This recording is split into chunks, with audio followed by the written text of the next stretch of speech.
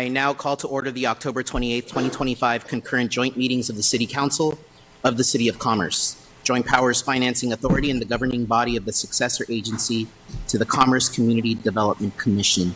It is now 6:04. Will the Deputy City Clerk please call the roll? Mr. Vice Mayor, before we get started, I'd like to make an announcement that Mayor Altamirano will be participating remotely.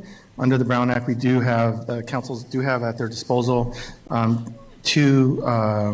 they can attend, participate during the meetings twice annually for just cause, and there's a couple different exceptions. One of the exceptions is to care for parents, children. In this case, the mayor advised that he was caring for his parents. So he is online, and so due to the fact that we will have one member participating remotely, all votes should be via roll call. Understood. Thank you for that, Mr. Thank you. City Attorney. With that said, will the Deputy City Clerk please call roll? Councilmember Argumedo? Here. Councilmember Garcia? Here. Councilmember Roboyo? Here. Mayor Pro Tem Lainez? Here. And Mayor Altamirano? Here. Okay, perfect. We have quorum. So now we will move on to the Pledge of Allegiance and the invocation. The Pledge of Allegiance being led by our Director of Library Services, Sonia Bautista, and on invocation by Councilman Hugo Argumedo.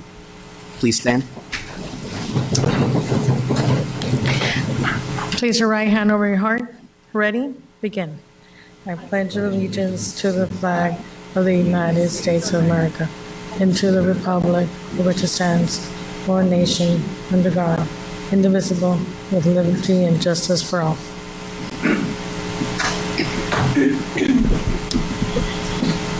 As we gather here tonight for our city council meeting, let us take a moment to reflect on the season around us.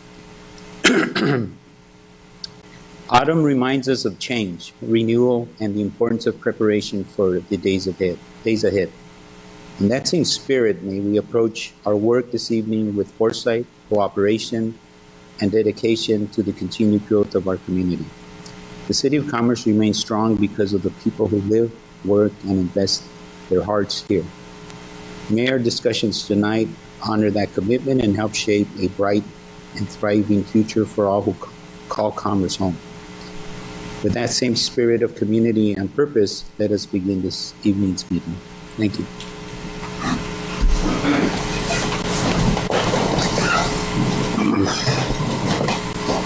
Thank you all. So now we'll move on to appearances and presentations. And today we have a proclamation declaring October 23rd through the 31st, 2025 as Red Ribbon Week in the City of Commerce. I don't know if we have a presentation, but I do have a proclamation. So I'll move on and I'll read the proclamation. Whereas since 1985, the National Family Partnership designated provides drug awareness by sponsoring the National Red Ribbon Campaign. And whereas the National Family Partnership and its network of individuals and organizations continue to deliver his message of hope to millions of people every year. And whereas the National Red Ribbon Campaign has designated October 23rd through 31st as Red Ribbon Week. And whereas in response to the murder of DEA agent Kiki Camarena, angered parents and youth in communities across the country began wearing red ribbons. And whereas in honor of Camarena's memory and his battle against illegal drugs, friends and neighbors began to wear red badges of satin, and parents began to form coalitions nationwide. And whereas these new coalitions took Camarena as their model and embraced his belief that one person can make a difference. And whereas today, the Red Ribbon serves as a catalyst to mobilize communities such as the City of Commerce to educate youth and encourage participation in drug prevention activities. And whereas the City of Commerce Red Ribbon events included rallies on Wednesday, October 22nd at the local schools and library during the week of October 23rd through 31st, 2025.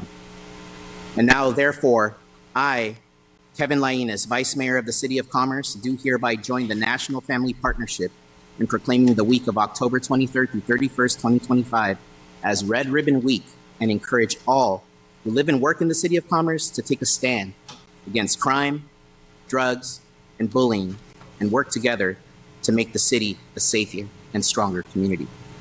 Passed and adopted this 28th day of October, 2025. Thank you.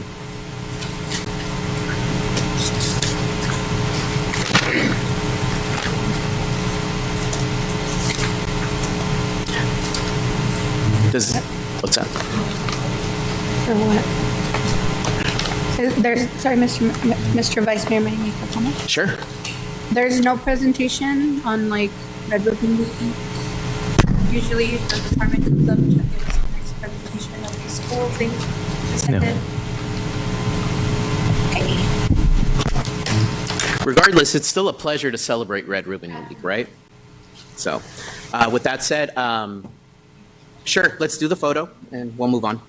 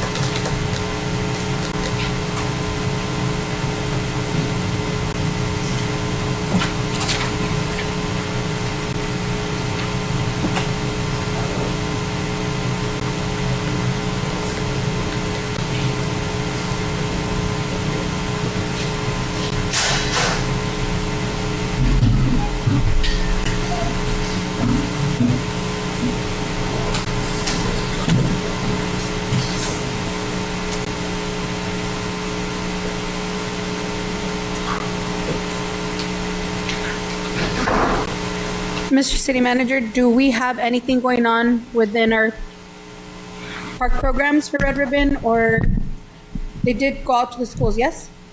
Right, Mr. Adolfo, come up and kind of summarize our activities, or?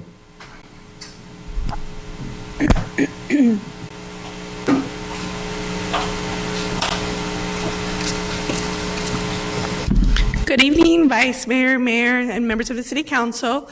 So yes, the Public Safety Division and then the East LA Sheriff Station, we went out to both Rosewood STEAM Academy and Bandini, and it was a great celebration. We had the canine dog and the handler and all of staff, and the kids were super excited. So yeah, we did that last Wednesday. So it was a great turnout, all positive. I heard actually back from the principal today, and he thanked us for going. Great, thank you. Yes, thank you.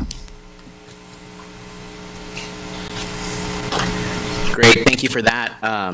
And I did see some of the pictures with the sheriffs and some of our staff and the weekly city manager's report. So I know there were events at Bandini and Rosewood Elementary. So just really good to just spread the message, right, and just to build safer and stronger communities. So thank you for all the work that you did and being there. At this time, we'll move on to public comment. At this time, members of the public who wish to address the City Council on any agenda item or any matter not on the agenda and have submitted a speaker slip, please come to the podium in the order that your name is called. Madam Deputy City Clerk, do we have any speaker cards? Yes, Aisha Reyes.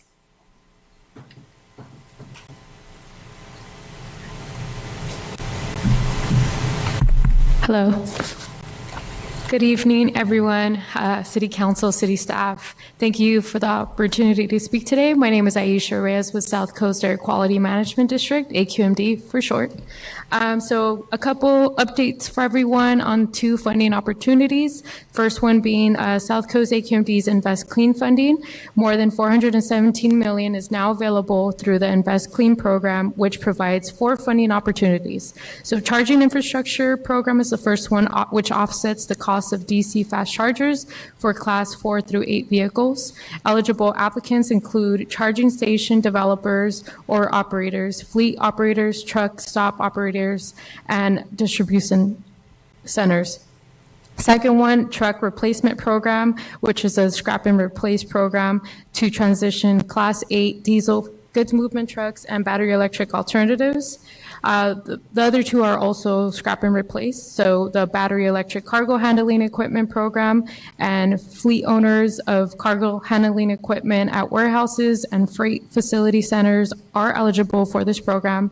And lastly, the battery electric switcher locomotive program and also the charging infrastructure is also eligible for this funding. And if you would like full details, we have a webpage for that, and you could visit InvestClean at investclean.org. And then we have the second one, which is $21 million is now available under the Go Zero Pilot Incentive Program on a limited first-come, first-served basis. So residents and small businesses can apply for incentive funding to adopt cleaner, zero-emission space or water heating appliances. The program is available for single-family homes and small businesses. There are two separate technologies available. So it's the first one replacing traditional gas furnaces and central HVAC systems, or replacing conventional gas or propane water heaters. Applications assistance is available to help the residents, the small businesses, to maximize funding by combining that with other opportunities. And then, so the rebates typically range from $1,000 to $2,000 per heat pump, up to $3,000 for overburdened community locations and $4,000 for small businesses. And we also have a webpage for that at www.aqmd.gov/GoZero. Thank you for your time. Aisha, thank you for coming by and raising awareness about these opportunities. Thank you for the work that South Coast AQMD is doing. And we got the handout, so we'll discuss with our city manager and figure out how to unlock these opportunities for our Yes, community. of course. And if you need PDF versions, I could always send them to the city clerk as well. Beautiful. Thank you. Thanks. Deputy City Clerk, any other speaker cards? No, that was all. Okay, great. At this time, that concludes public comment. So we'll move on to the consent calendar. All items under the consent calendar are considered to be routine and may be enacted by one motion. There will be no discussion of these items unless members of the public or city council request specific items to be removed from the consent calendar for a separate discussion. At this time, do any of my colleagues wish to pull any items from consent? Honorable Mayor, members of City Council, we'd like to pull, or staff's recommending to put to discussion item number 7 and item number 10. Pull both items? Right, for discussion. Okay. So we'll pull items 7 and number 10. Correct. Okay. Any others? At this time, I'll entertain a motion for items 2 through 6, 8, and 9. Second. Okay. And then we'll go ahead and do a roll call per the advice of our city attorney at the beginning. So Deputy City Clerk, if you could call roll, please. Councilmember Argumedo? Yes. Councilmember Garcia? Yes. Councilmember Roboyo? Yes. Mayor Pro Tem Lainez? Yes. And Mayor Altamirano? Yes. Okay, great. So we have approval on items 2 through 6, 8 and 9 on consent. So now we'll move on to item number 7, which is the adoption and waiving of the second reading of ordinance number 825, amending Title 19 of the Commerce Municipal Code to allow entertainment establishments in certain manufacturing zones, create parking requirements for this use, and revise the definition for entertainment establishments. Yes, Honorable Mayor, members of City Council, as this item is the second reading of ordinance number 825, amending Title 19 of the City of Commerce Municipal Code. The last time this item was considered, it had a split vote, and so to address that, we'd like this item to be considered for vote separately. Understood. Thank you for that. And so at this time, so there is nothing additional to present? It's just a separate vote from consent. Understood. So at this time, does anyone have any questions, any discussion points, anything they'd like to express regarding this item? Okay, so at this time, I'll entertain a motion for item number 7. And do I have a second? I'll second that motion. So we'll move on to roll call. Deputy City Clerk, if you could go ahead and call roll. Councilmember Argumedo? No. Councilmember Garcia? No. Councilmember Arroyo? Yes. Mayor Pro Tem Lainez? Yes. And Mayor Altamirano? Yes. Okay. Great, so motion passes, and we're waiving the second reading, so I think we can move on at this point to item 10. Item 10 is the approval of eligibility expansion for competitive sports programs. Okay, our Assistant Finance Director will present information related to this item. Thank you.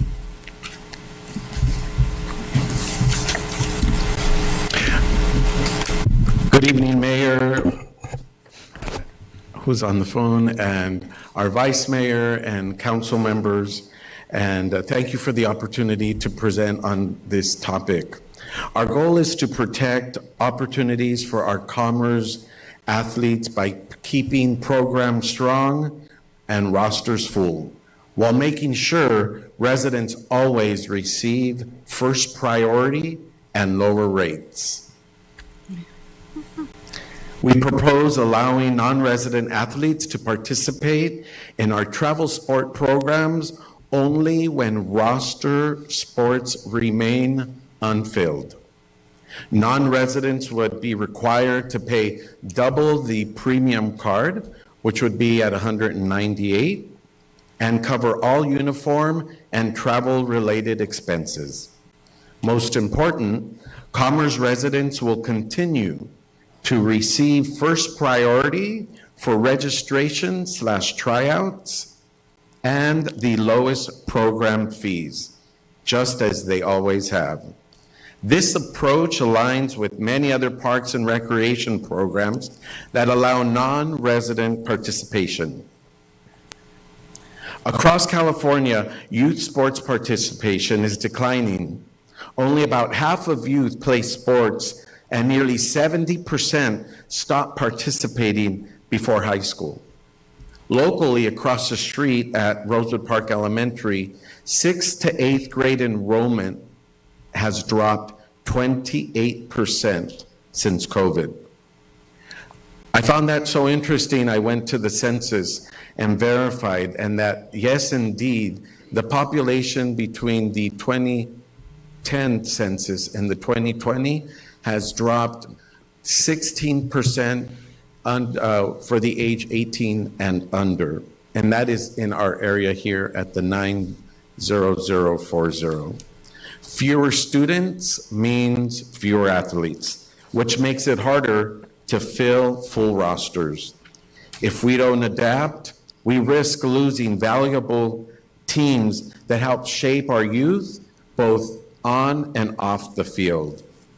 There was a time when many of our programs did not allow non-residents to participate.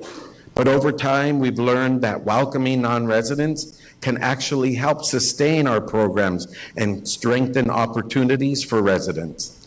For example, adult arts and crafts, preschool, and youth sports now allow non-residents to register after residents. And the result has been stronger programs and increased participation citywide. I'll use our adult arts and crafts as an example. We have a specialty weekend up at Camp Commerce for arts and crafts. And a few years back, prior to COVID, we used to have 10 spots available that we used to have open, and so we'd allow non-residents to register. Every non-resident paid $150. 10 times 150 was $1,500 that we appreciated and helped pay for supplies. Since then, that's no longer the case. The program got so much buzz that our residents now take up all the spots. And that's what we're here for. Next slide. Preschool is a good example. Enrollment data shows that by allowing a small number of non-residents, we were able to keep classrooms open that would have otherwise been closed. That simple adjustment assured that Commerce families still had access to the quality preschool program, something that we take pride in. We all love our preschool, and we all love preschool graduation.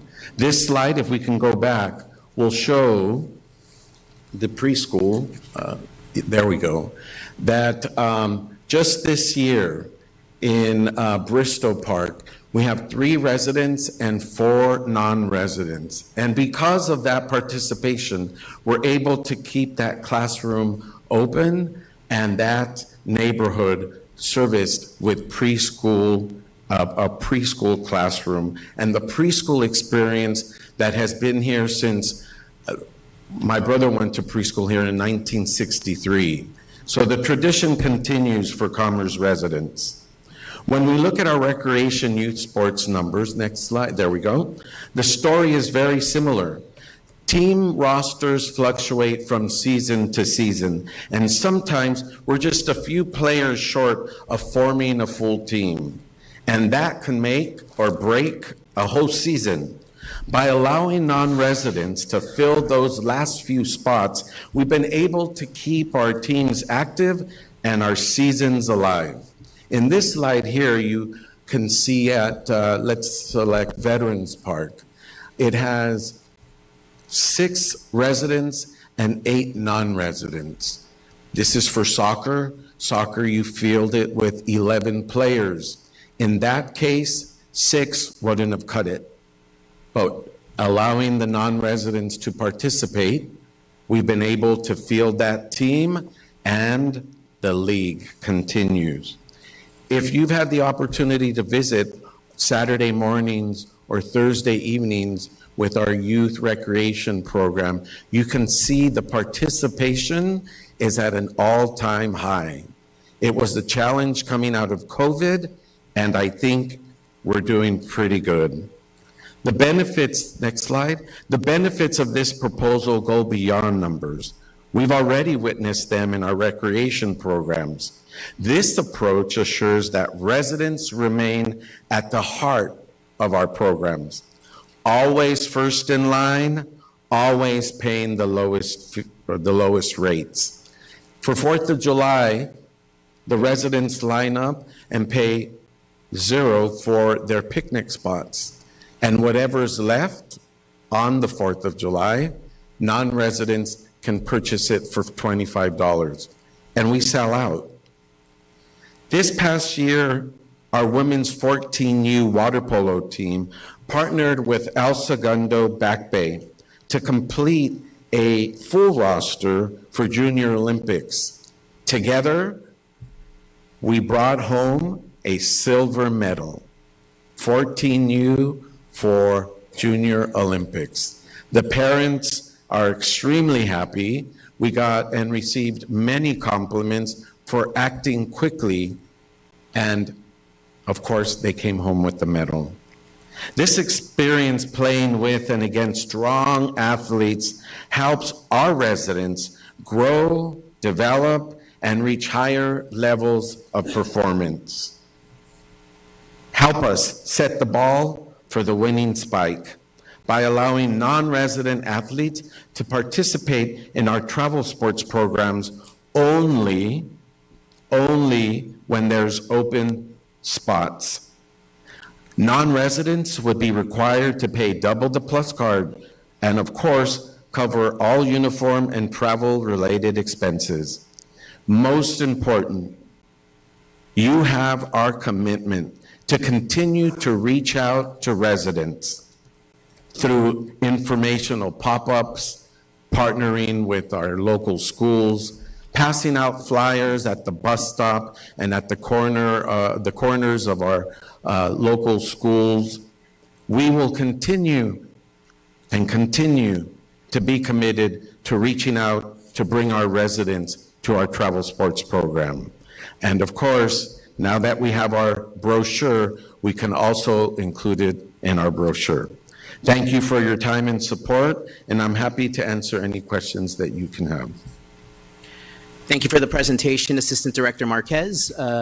Does the dais have any questions or comments? I do. Thank you for your presentation. It's great. I have a question. Well, you and I grew up in the city of Commerce, and we know that there's history how I'm going to talk about the pool, how aquatics started.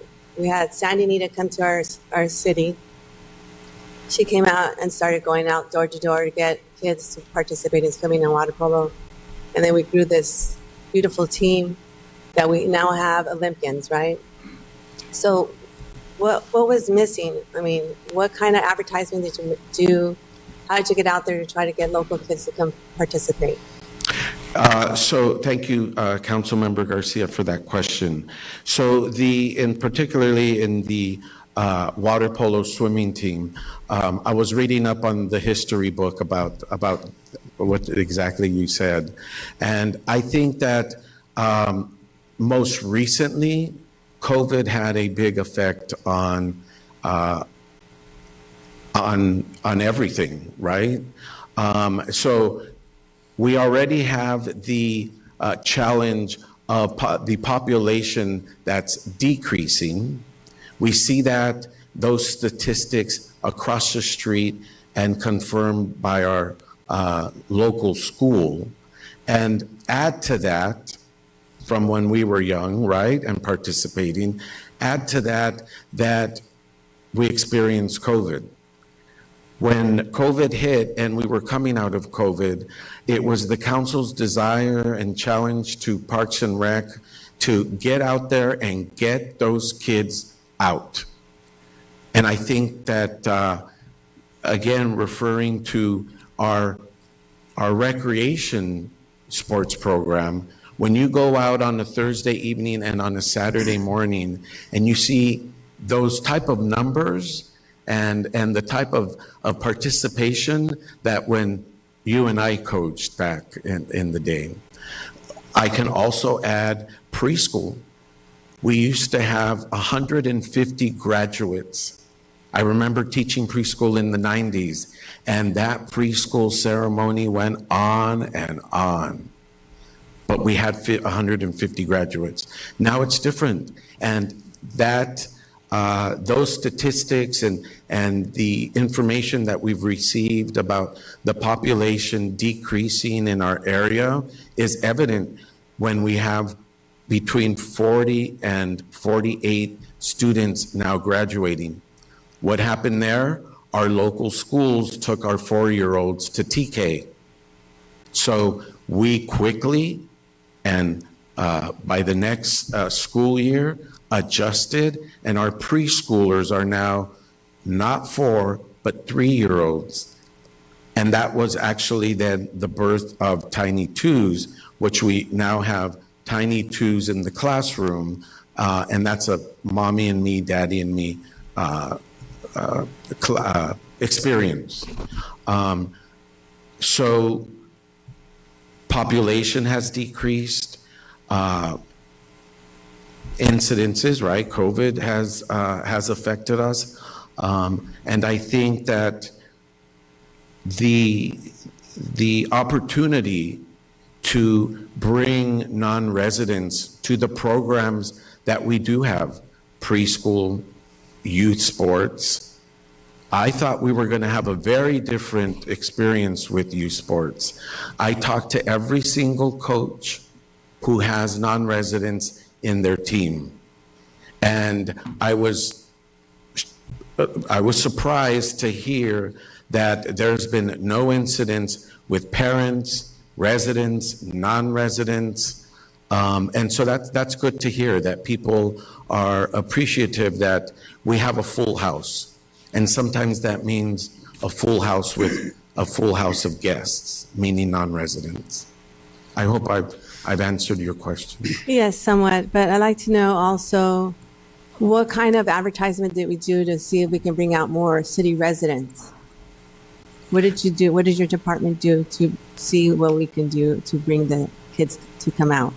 So we've done the regular citywide pass out, the social media,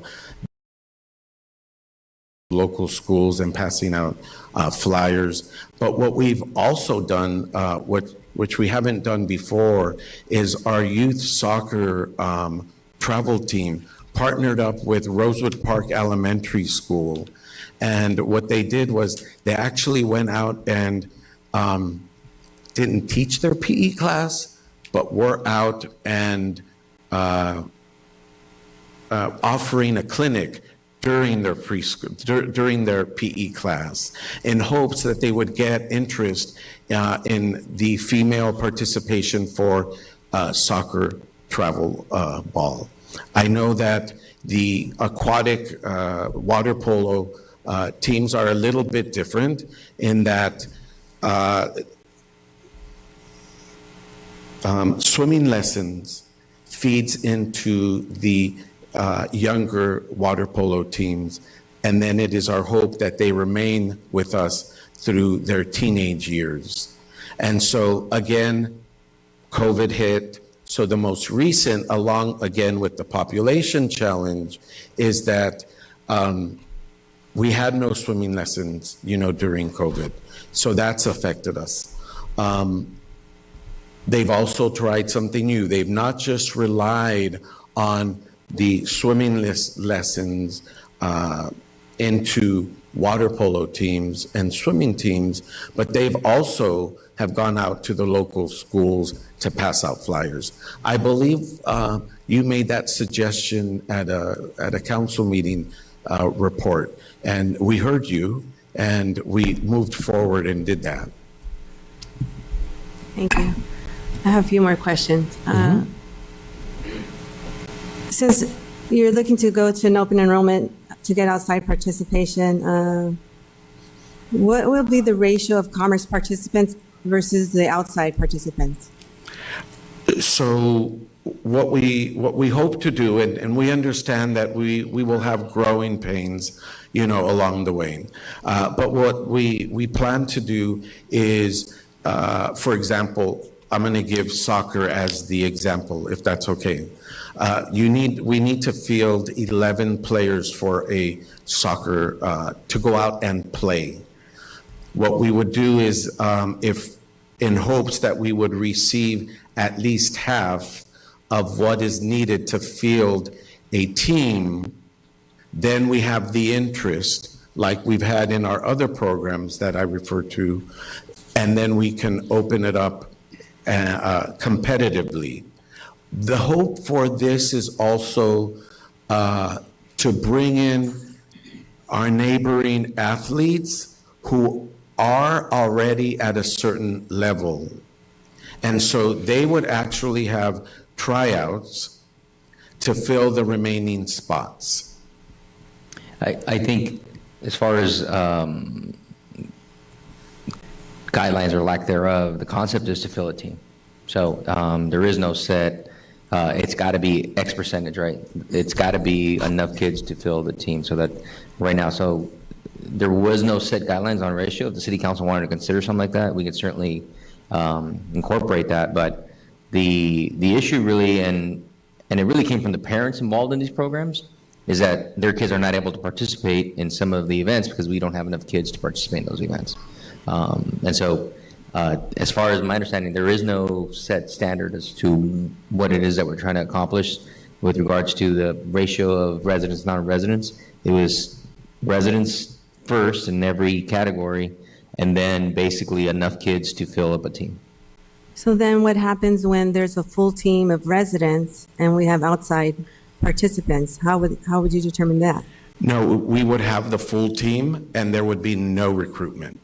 And there's a number of teams where we have, on the roster, more than enough. So we wouldn't be opening it up to non-residents. This is only in the event that we don't have enough residents to fill a team in any of the sports or any of the sport ages. 'Cause that's the other thing. Some ages are much stronger at a younger age, some are stronger at the older age, but essentially the goal is so that the kids that we come from our community can participate in regional events. So then maybe we should make this set of guidelines that we can refer back to. We do have a full team of residents, and then we have outside participants. There should be the guidelines regardless, I think. Yeah, I don't think if there's specific areas, for example, ratio that the city council wanted to make sure we accomplish, we can certainly incorporate guidelines into this program. And so also talking about water polo, what happens with, why did we go outside? Let me start all over, sorry. So when I played water polo, I would play up and at my age level. So I would play at 12 and unders, 15 and unders, and 18 and unders. Are we doing that now? So we do. What our situation now is that if we have a team, for example, 14U, and they're set and they're ready to go and they're out playing, and many times to be able to, or not to be able to, you wouldn't make it to the 16U because that's across town. And many times, once you have, in this example, you have your child in 14U, for example, and you're playing hard, you're done.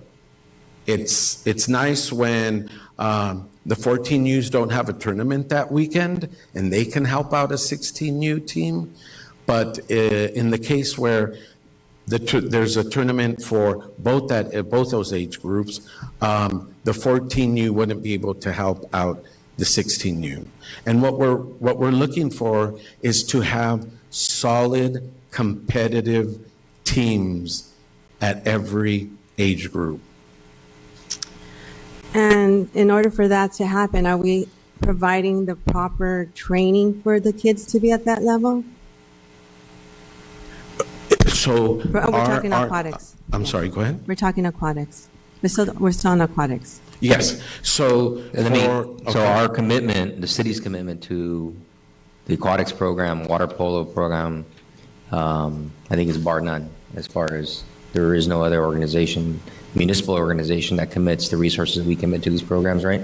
If there's concerns related to the performance, right, that falls on the coaches, and to our knowledge at least, there is no outstanding negative concerns related to the competitiveness of the teams. It's a talent, competitive business, right? And I think the performance of these groups in regional areas is a testimony to the City of Commerce's ability to maintain competitive teams. So how are we figuring out what's competitive or not? I mean, do they try out for the positions? What do they do? Are you referring to the still non-resident talking. athlete or the Commerce resident athlete? Both.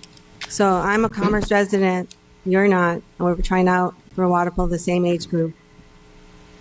How do you test them to see if they're the best qualified for that position? So what we've done at the Aquatic Center is that every child who registers for the water polo team has a spot. For example, there were times where the roster was up to 25 athletes and a tournament was taking 12. So you had more than enough Commerce residents who would to play, at the tournament. The non-residents, they would be in all travel sports, they would have to try out. Okay. And that would be because they would have to be at the very least, at the level of competitive, our competitive athletes. Okay. All right. So they would try, so the non-resident would try out. They would try out. Yeah. Okay. And again, only if there's spots. If there's no spots, in this example, if we had the 25, there would be no spots left. There would be no tryouts for non-residents. So basically, I wouldn't be able to play up anymore because I would have to stay in my own division. Is that what you're saying? No, that would, because again, the reason why you wouldn't play up is because you would be at your tournament. But my understanding is that when let's just say the 16Us were going on a tournament, and the 14Us did not have a tournament that weekend, they would be able to play up should there be a spot there for them. Okay. So you mentioned the pricing for the outside community is $198, right? That would be double the premium card, and pricing would be at the discretion of the city council. That is just a suggestion. Okay.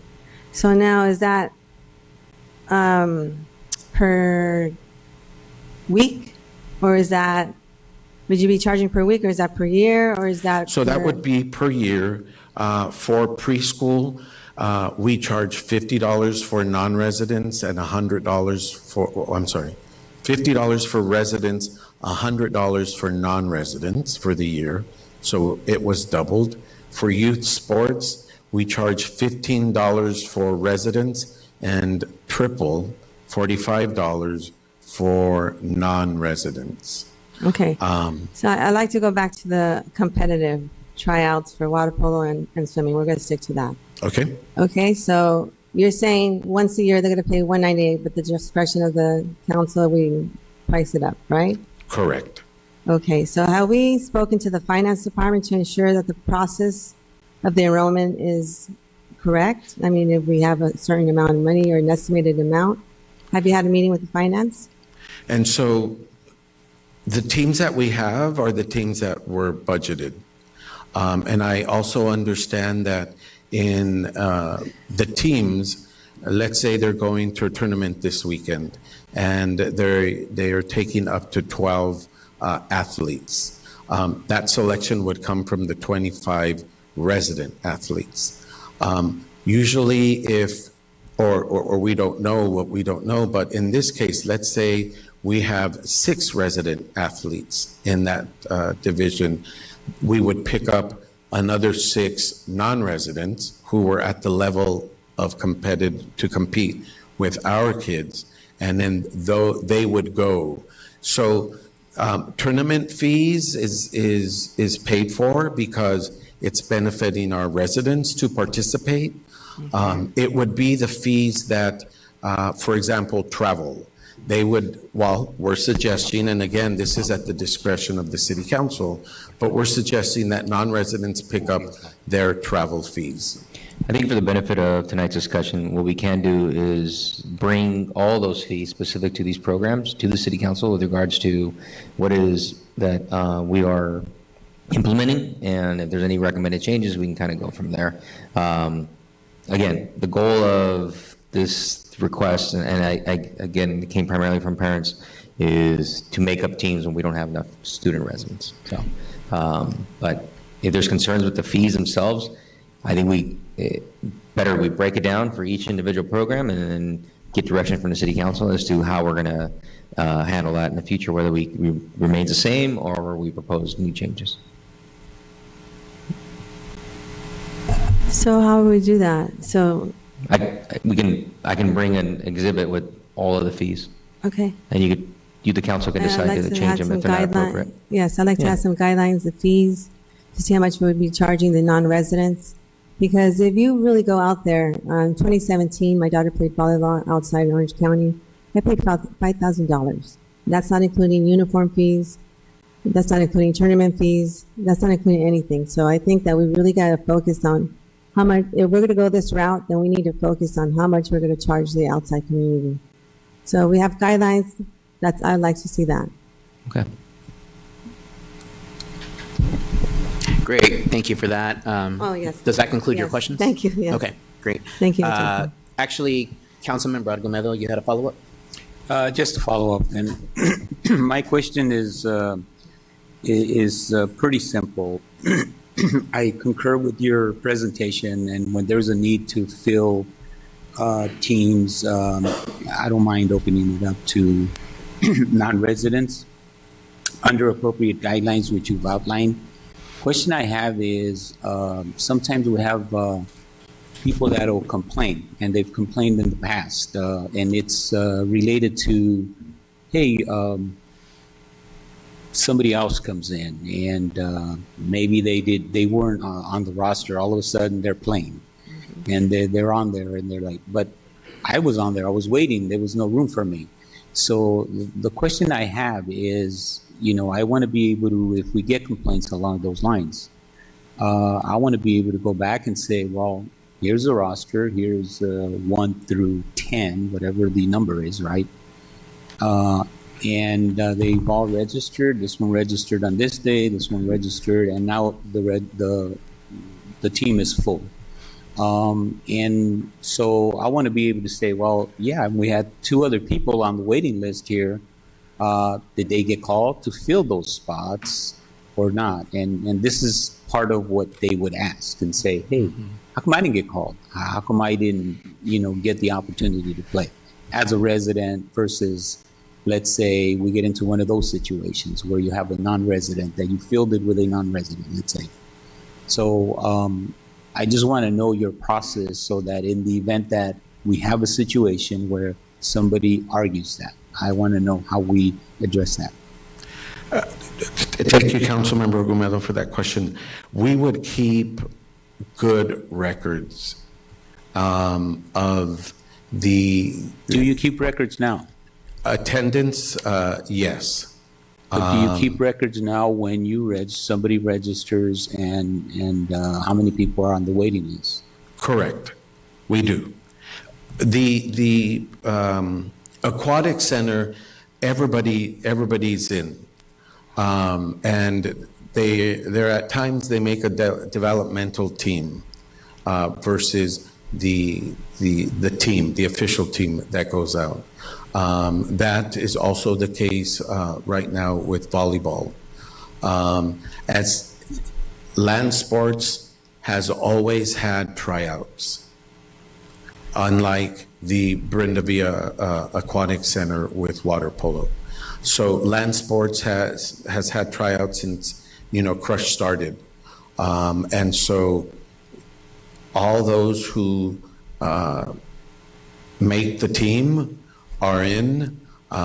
We try our very best to have the developmental team. There is that right now also with our volleyball 14U, 15U and a 15 UB. And so as far as the waiting list, this isn't, when you're in, and you would make the team. All right. I'm just trying to avoid situations, and look, it's been done for years and it's happening now. So, formalizing it in some way I think is fine. I think it would be good. I just don't want us to be displacing somebody, Commerce residents, because you've got, let's say, individuals or coaches or a process that can selectively go out and say, hey, we want that individual, even though they're not a resident, we want them on our team because that's going to enhance our team. That's going to make our team stronger. I just don't want that done in a way that, you're doing that and displacing somebody in the community here of that opportunity to play. That's really what I'm getting at. And I want to be able to know that if that's happening, we need to rectify that. Absolutely. You understand my question? I absolutely do. I actually thought that we would have that experience with our youth recreation ball. We have 2 coaches up here. We were very competitive coaches when we coached. And there was always that one, tall kid that you would go and, want to see the birth certificate and so forth. And surprisingly enough, and again, I talked to every coach who has or who had a non-resident in their team. And I also checked where these kids were coming from for youth recreational sports. And indeed, they're coming from the surrounding areas, East LA, Bell Gardens, Downey, one in Lakewood. And so I think that, I hear you. And And B, we will make sure that we keep, if we are not already keeping good records, that we will, so that that situation doesn't happen. All right. Well, thank you. I appreciate your response, but City Manager, I need to make sure that we have a process in place that provides that accountability, so that if a situation arises, I need to be sure that we're able to address it. And it'll come up. I mean, I've had complaints along those lines in the past, and in case you didn't hear what I said, was it's happened in the past, it's been done a lot, and it's still happening now. It's still right now. It's happening now. So I just want to make sure that we properly are making sure that people are registered. They're registered.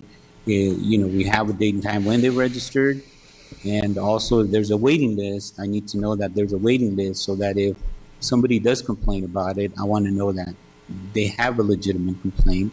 Or no, that we barely had 7 individuals, and there was room here, and we couldn't fill that spot. In other words, I want to be able to, address that with them. If anybody, I don't care who it is, when the situation arises, I want to be able to either we defend our staff to say no, it was done properly, and look, here's a roster, and we only had 7 individuals that were registered, and then registration was closed, and unfortunately, we had to go to the outside.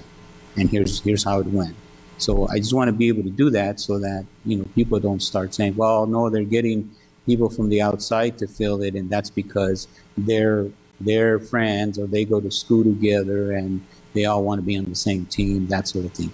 Those are the kinds of things that I've heard in the past. I've seen things like that happen, and I just want to try to make sure that we don't displace Commerce residents of that opportunity, because we're trying to fill a roster by trying to say that, hey, look, we don't have enough people, when in reality we do. That's what I'm trying to avoid here. Okay? So what we'll do is we'll take tonight's comments to essentially establish rules and regulations to include an appeal process or some kind of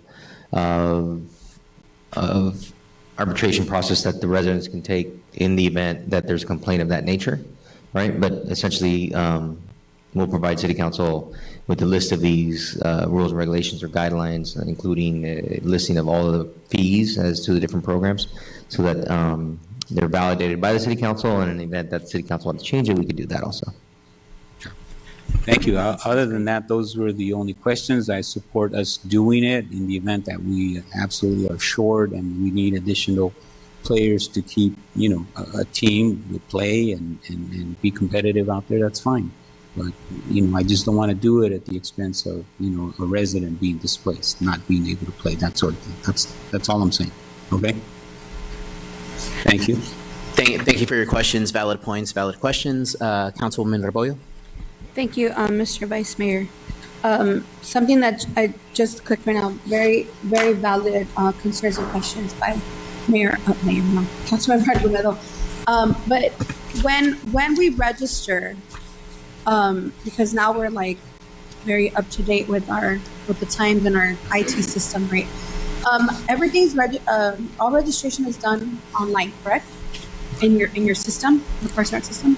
Our roster is correct. And are they timestamped? when you do that? Yes. So then that would avoid, or that would serve almost as evidence, right? Like in case of those situations, like everything, like there's no way of skewing a timestamp, or like there's no way of skewing like when you register. Am I correct? Not that I'm aware of. So then. So correct. So everything's timestamped. Correct. Okay, so just, that's a good, because that was a very good question. I was thinking, when we register now, you know, back in the day, right, we used to do it at the parks, and it would be easy to skew it back in the day, right, where, you know, but now everything's done online, which obviously if someone wanted to go down it, there's always a way, I'm assuming, but now everything is timestamped. So if, let's say I'm a resident and I registered, I tried to register, because this is what's happening now, right, when it seems to get filled right away. If I try to register, it's not going to let me because it's already full. And it's going to show the last person that registered at the last day with the time that they registered when the team got full. Yes? Correct. That's what takes place for recreation youth sports. Okay. So obviously this is a very sensitive subject because you're going to have the pros and cons, right? And I think something that this community always would pride itself on is the fact that we take care of our own. Everything's always just for residents. And I think initially when this city was incorporated, that was the idea, to make sure that Commerce residents didn't go without, that Commerce residents were always taken care of. And I think growing up in the city, that is something that I love, right? And that I was able to enjoy, which was the sports. Everything that I did, everything that I am is because of Parks and Rec. But I also see, you know, how the times have evolved. And my son, now that I'm a parent, right, and I'm a parent in sports, I could see a lot of what's happening. So my son plays travel sports, but he also played rec sports. And they went without a team. Well, Rosewood always has a team because we're a bigger demographic, right?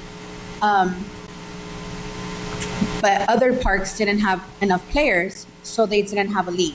So I believe level 3. So level 3 kind of is where it drops off, where baseball didn't have a league. Right now for flag football, we're only playing 3 parks because one of the parks doesn't have a team, I believe. So I could see where people aren't either having kids, kids aren't interested in playing, but also we have so much more that we offer now, like the fine arts, right? That maybe kids are choosing different paths. And that's the beautiful thing of Commerce, right? That we're able to provide these experiences. So I do see where opening it up to non-residents have allowed some of our sports teams to continue to play, to continue to flourish. And I appreciate that. Now, when you get into the competitive sport, it's tricky because now you're not just playing for fun, you're playing to win. Or at least that's what a competitive sport is supposed to be like, right? You know, for some parents that are in competitive sports, they still think that it's recreation, but it's really not. You're playing to win. And I could see where it's sensitive. Now, I have sat on some of those booster meetings where the parents themselves are saying, why aren't we allowing non-residents to play? Our teams don't have enough players. Just this last season, exactly what the example you gave with the girls program that combined with the other club. And in that club, that was a 14 youth. They had 12 youth girls that would go up to play, but they still didn't have enough, right? Or the times like JOs, where 12 you had to play their 12 game and they wouldn't have been there in time to play with a 14 you, right? Had it not been for that combination, they wouldn't have had a team. So I know that those parents are very appreciative of that.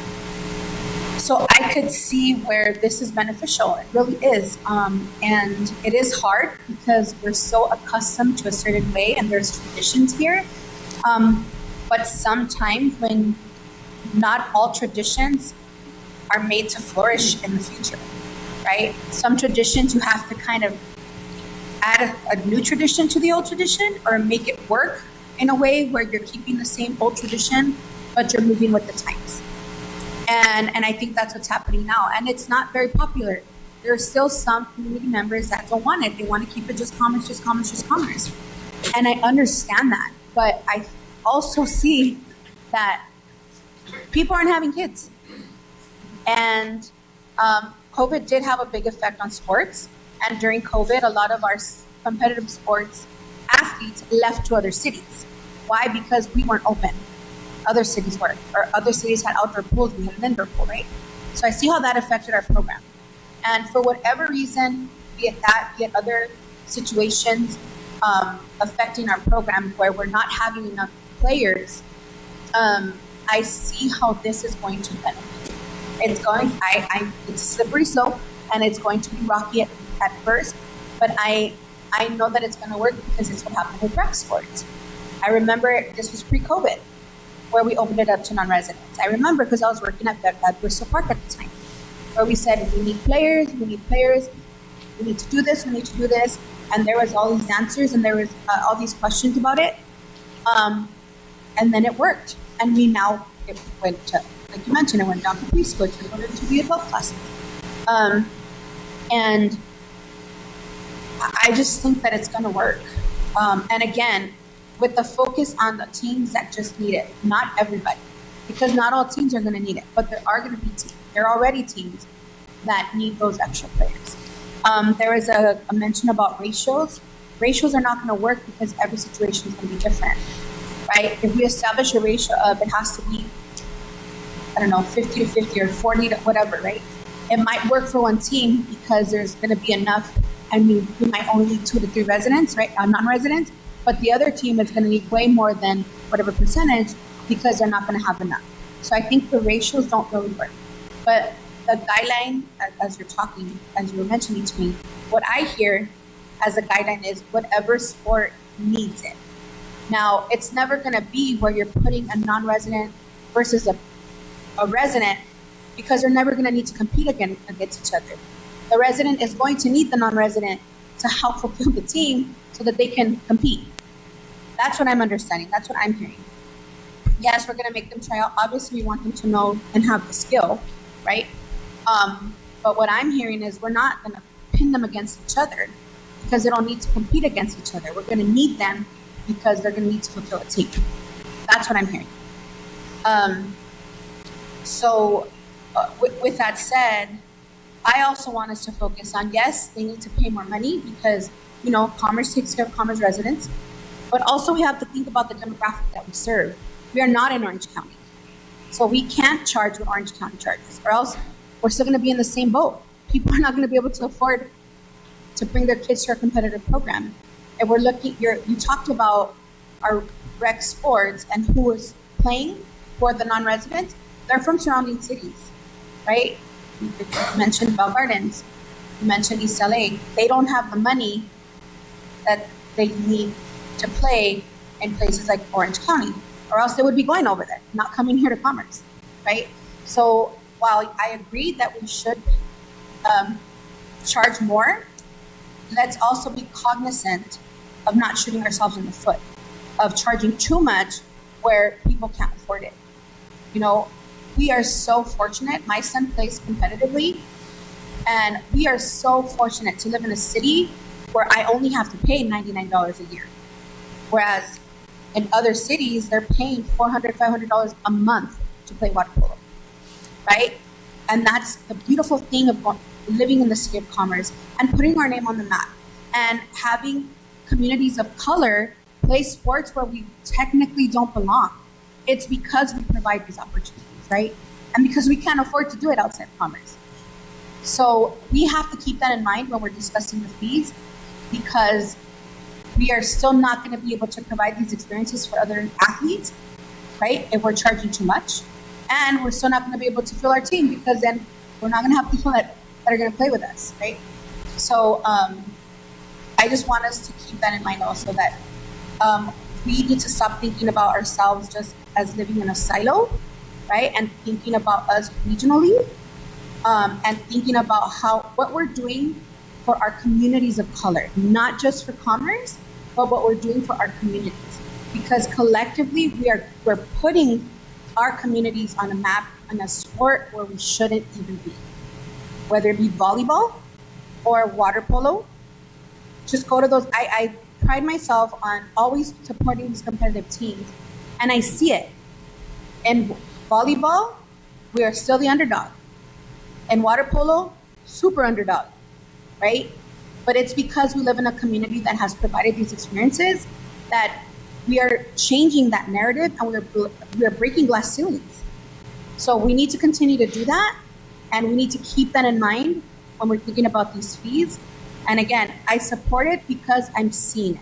I'm seeing what's happening. I spend a lot of time at the pool, obviously. I talk to a lot of the parents. I see it happening in the water. And yes, we do have to establish guidelines, but we can't do it to a point where it's going to be a detriment to the program. Because we need the players. And kudos to the aquatics program, because as they were seeing their numbers drop, mainly on the women's side, I did see Coach Alex, try to recruit players. They did a splash ball clinic. They did an open house to invite people to come look at water polo and try it.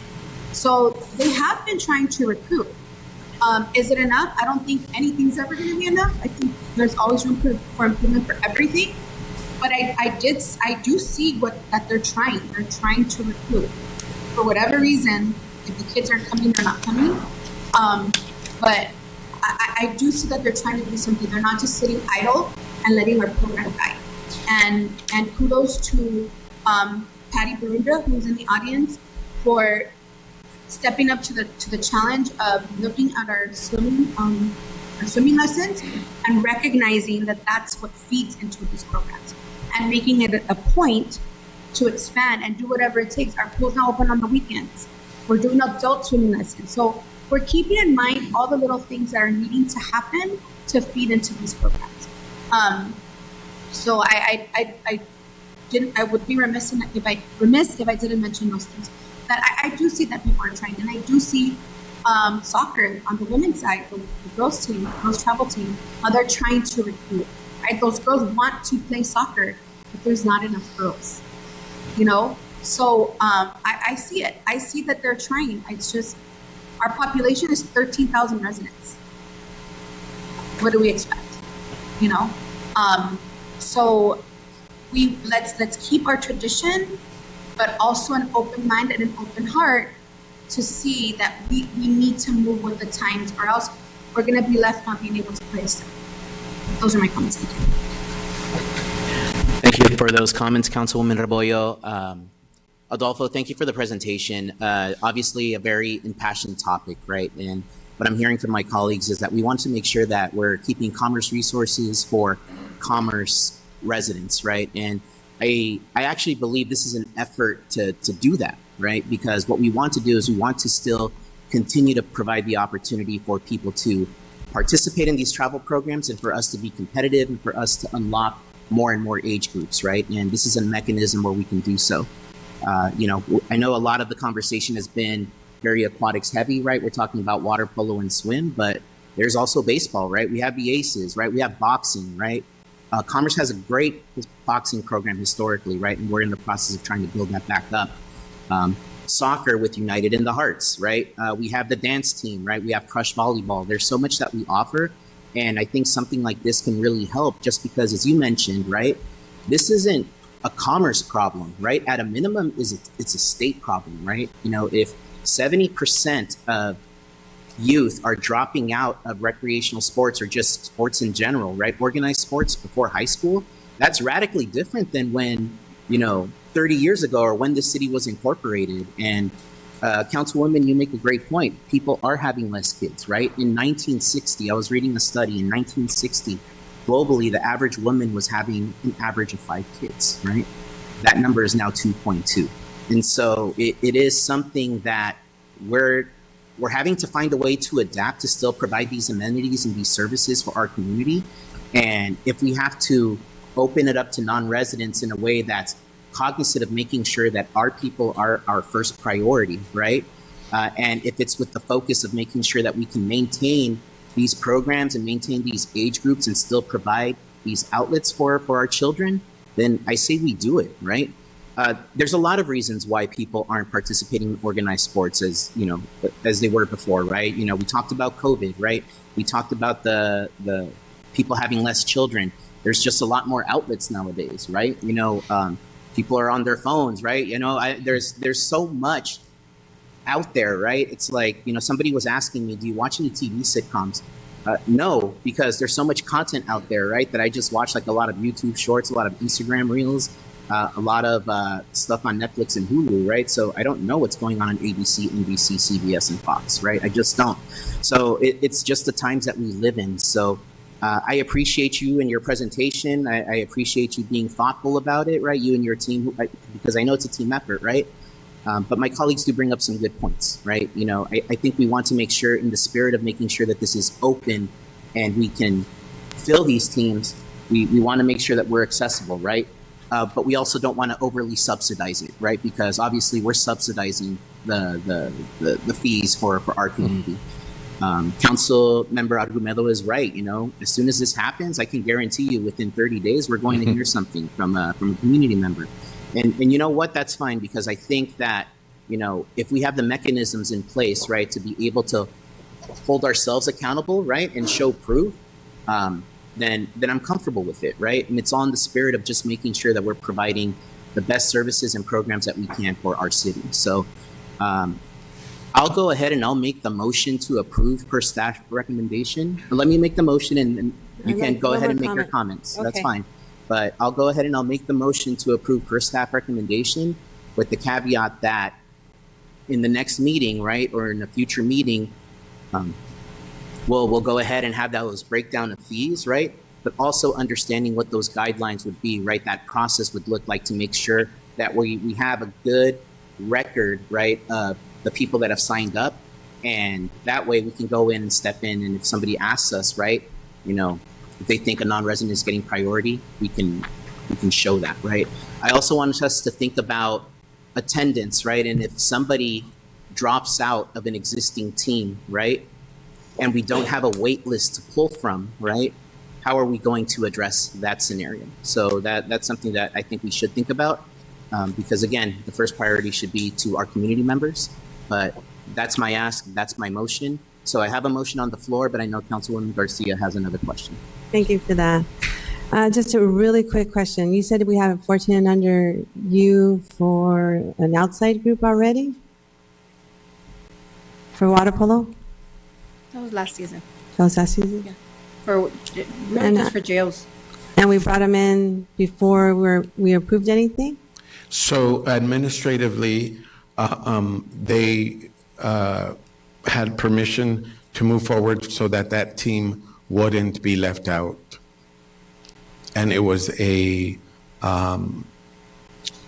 with the former director, and it was approved. All right, thank you. That's my questions. Thank you.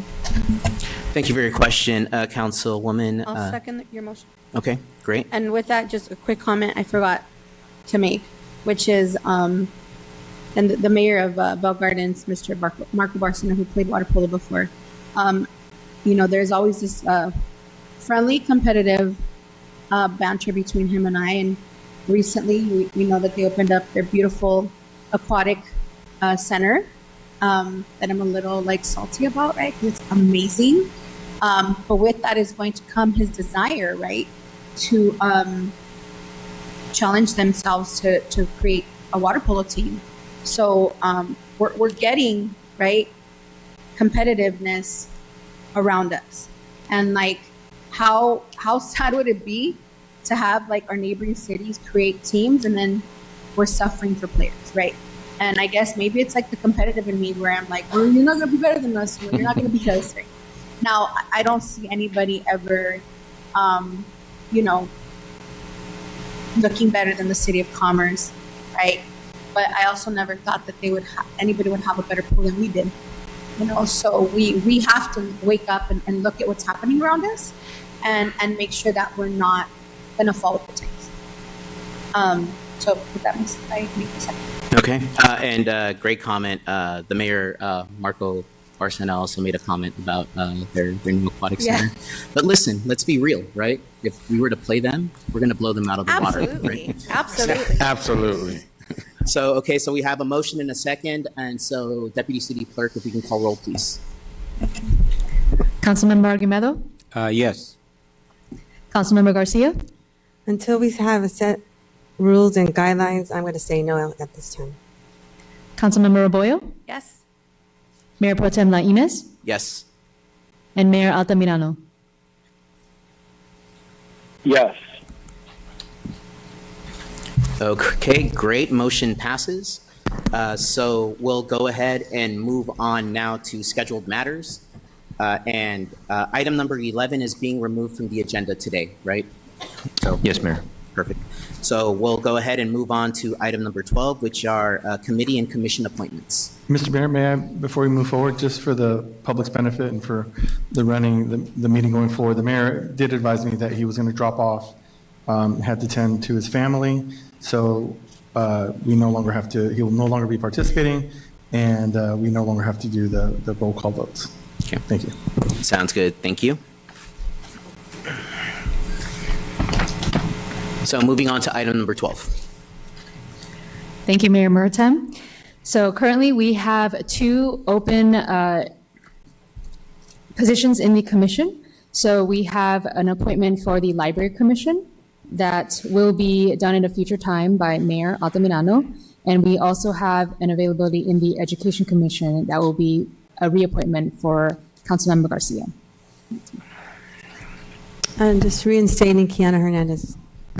Thank you. Okay, great. So we have a reinstatement of Kiana Hernandez. And did you say that Mayor Altamirano had an appointment? Because maybe we have to continue that since he's no longer, or? Yes, We'll go ahead and continue it? Okay, sorry, I missed that.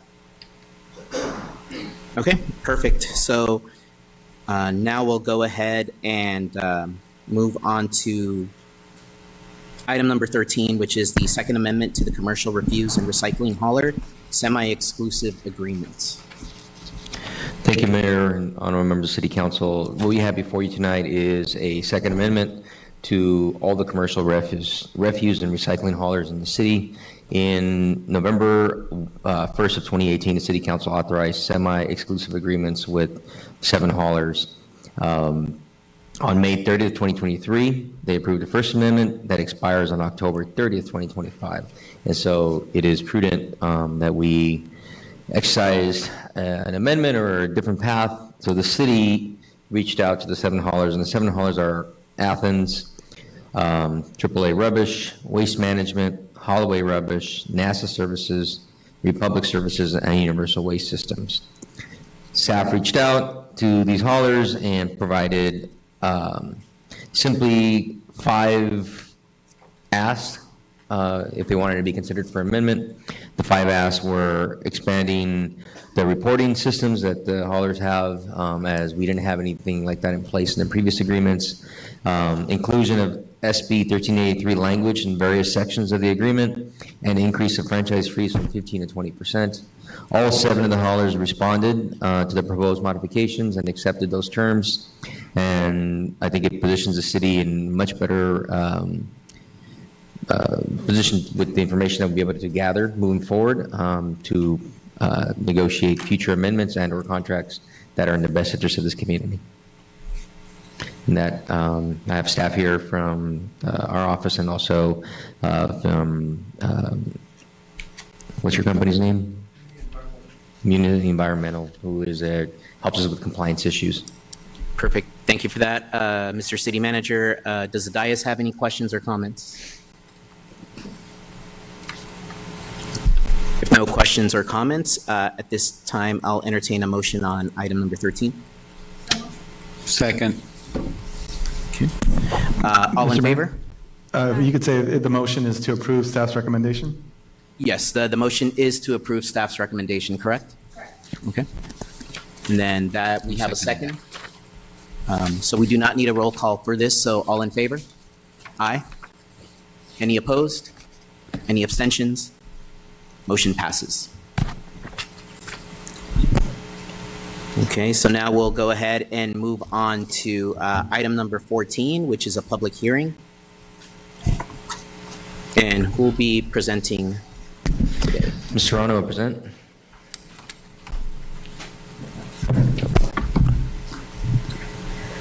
Good evening, Vice Mayor Lainez, members of the City Council. I'm Jessica Serrano, your Community Development Director. This item is a continued public hearing from the October 14th City Council meeting to amend the zoning code to allow artificial turf on private properties and within the public right-of-way. Next slide. Quick background, on July 30th and on August 20th, the Planning Commission reviewed this item. And on August 20th, the Planning Commission recommended City Council approval with a 3-0-2 vote. On October 14th, the City Council voted to continue this item to allow staff to respond to questions raised by our City Council members. And we provided some responses in our written staff report, but I'll also go ahead and provide some responses here today. The first question was, why does the municipal code not allow artificial turf? And the response to that was, city staff did do some research into the city's archives, and we did not find any prior efforts by the city to amend our code to allow artificial turf. It wasn't until now that there was interest to do this effort. And, and that's the reason why we're here today proposing this.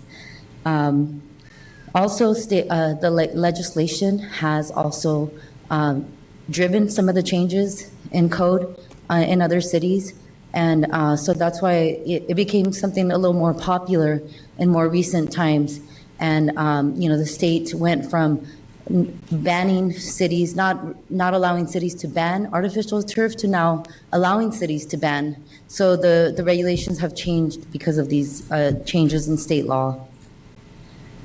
Our other question that was raised at the last meeting was, what's the city's liability in regard to the potential hazards caused by allowing artificial turf in the public right-of-way?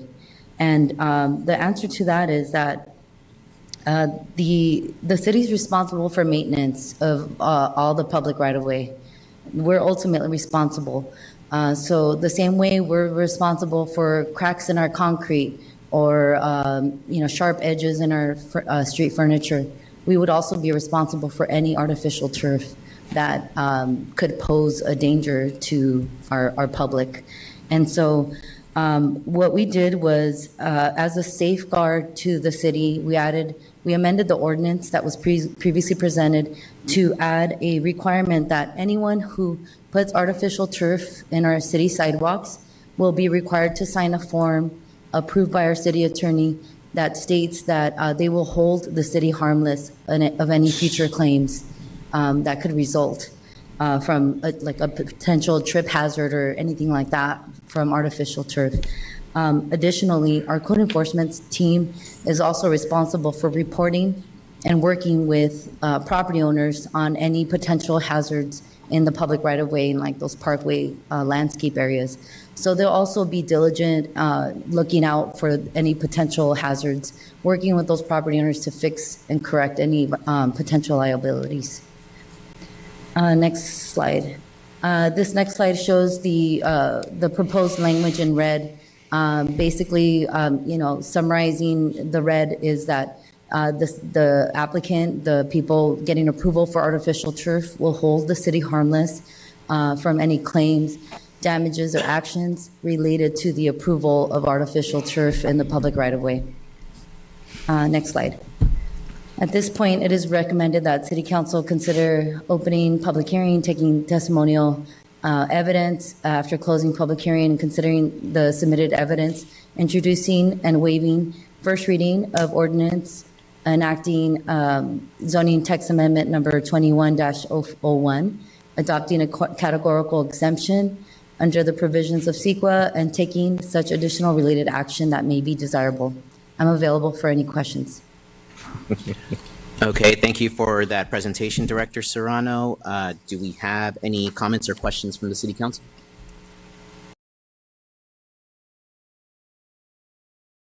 Just to follow up, legal counsel, thank you. I know that I raised the question last time around we had this item, and I heard the references to a waiver by the area where we're going to be installing them.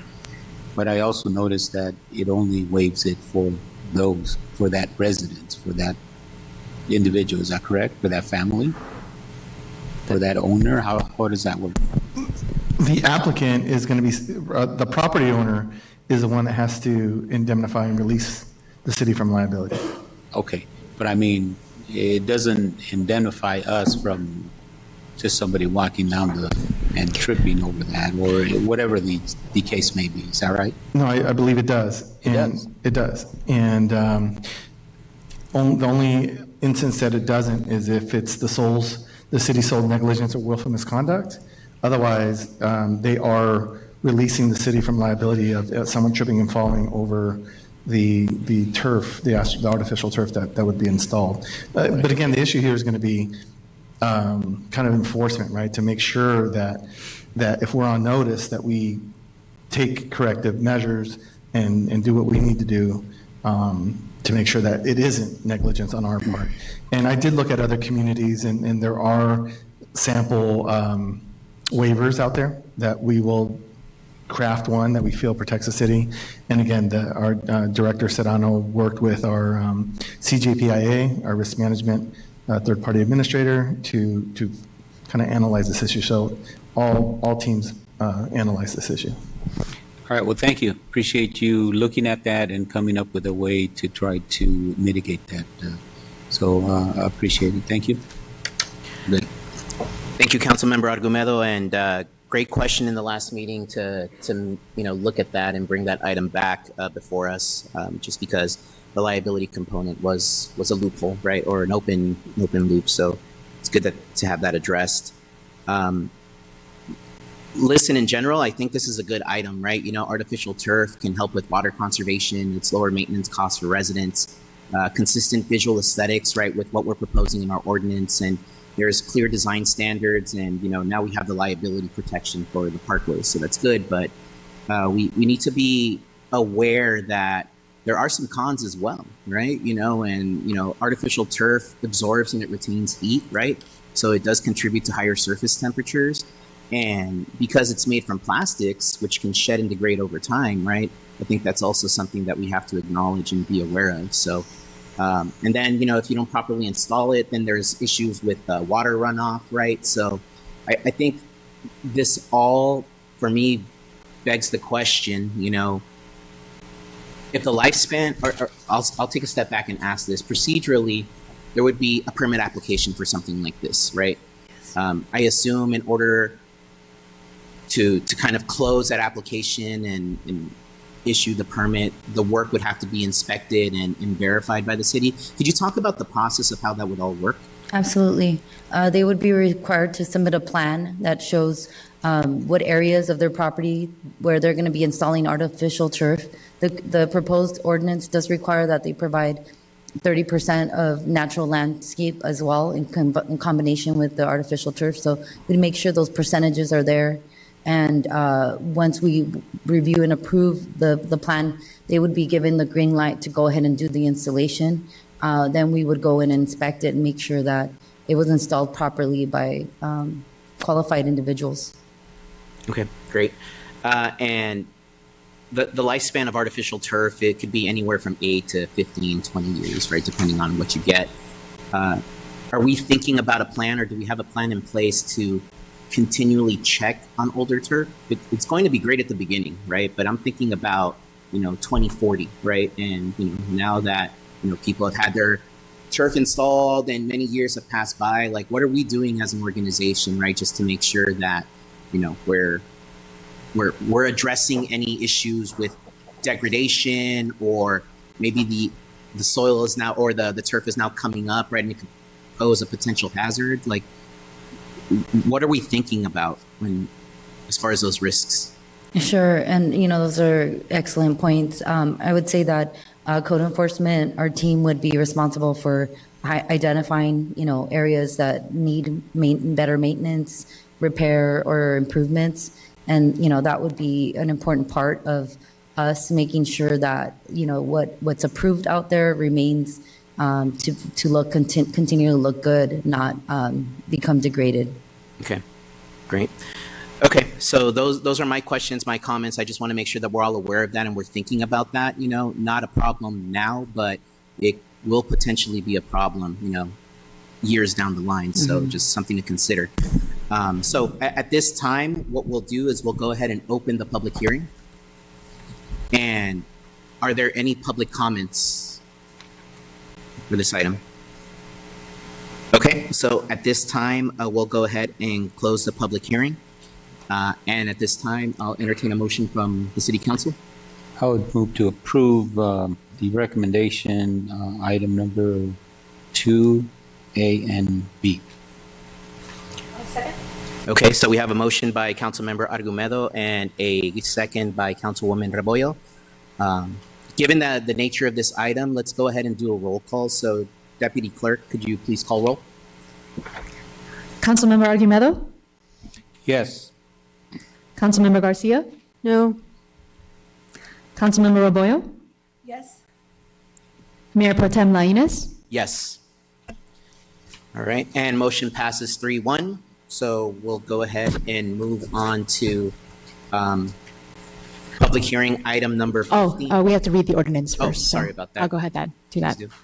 Okay, so this is for an ordinance of the City Council of the City of Commerce, California, amending Title 19 zoning of the Commerce Municipal Code to establish artificial turf regulations for all zones citywide and in the public right-of-way. Perfect. Thank you for that, Deputy City Clerk. Moving on to public hearing item number 15. And who will be presenting on that today? Mr. Arno will present on that item. Good evening, everyone. I'm actually going to be introducing our presenter tonight. Her name is Genevieve Charo, and she's with MIG. She did have a small accident on her way here, so we're really thankful that she made it here safely.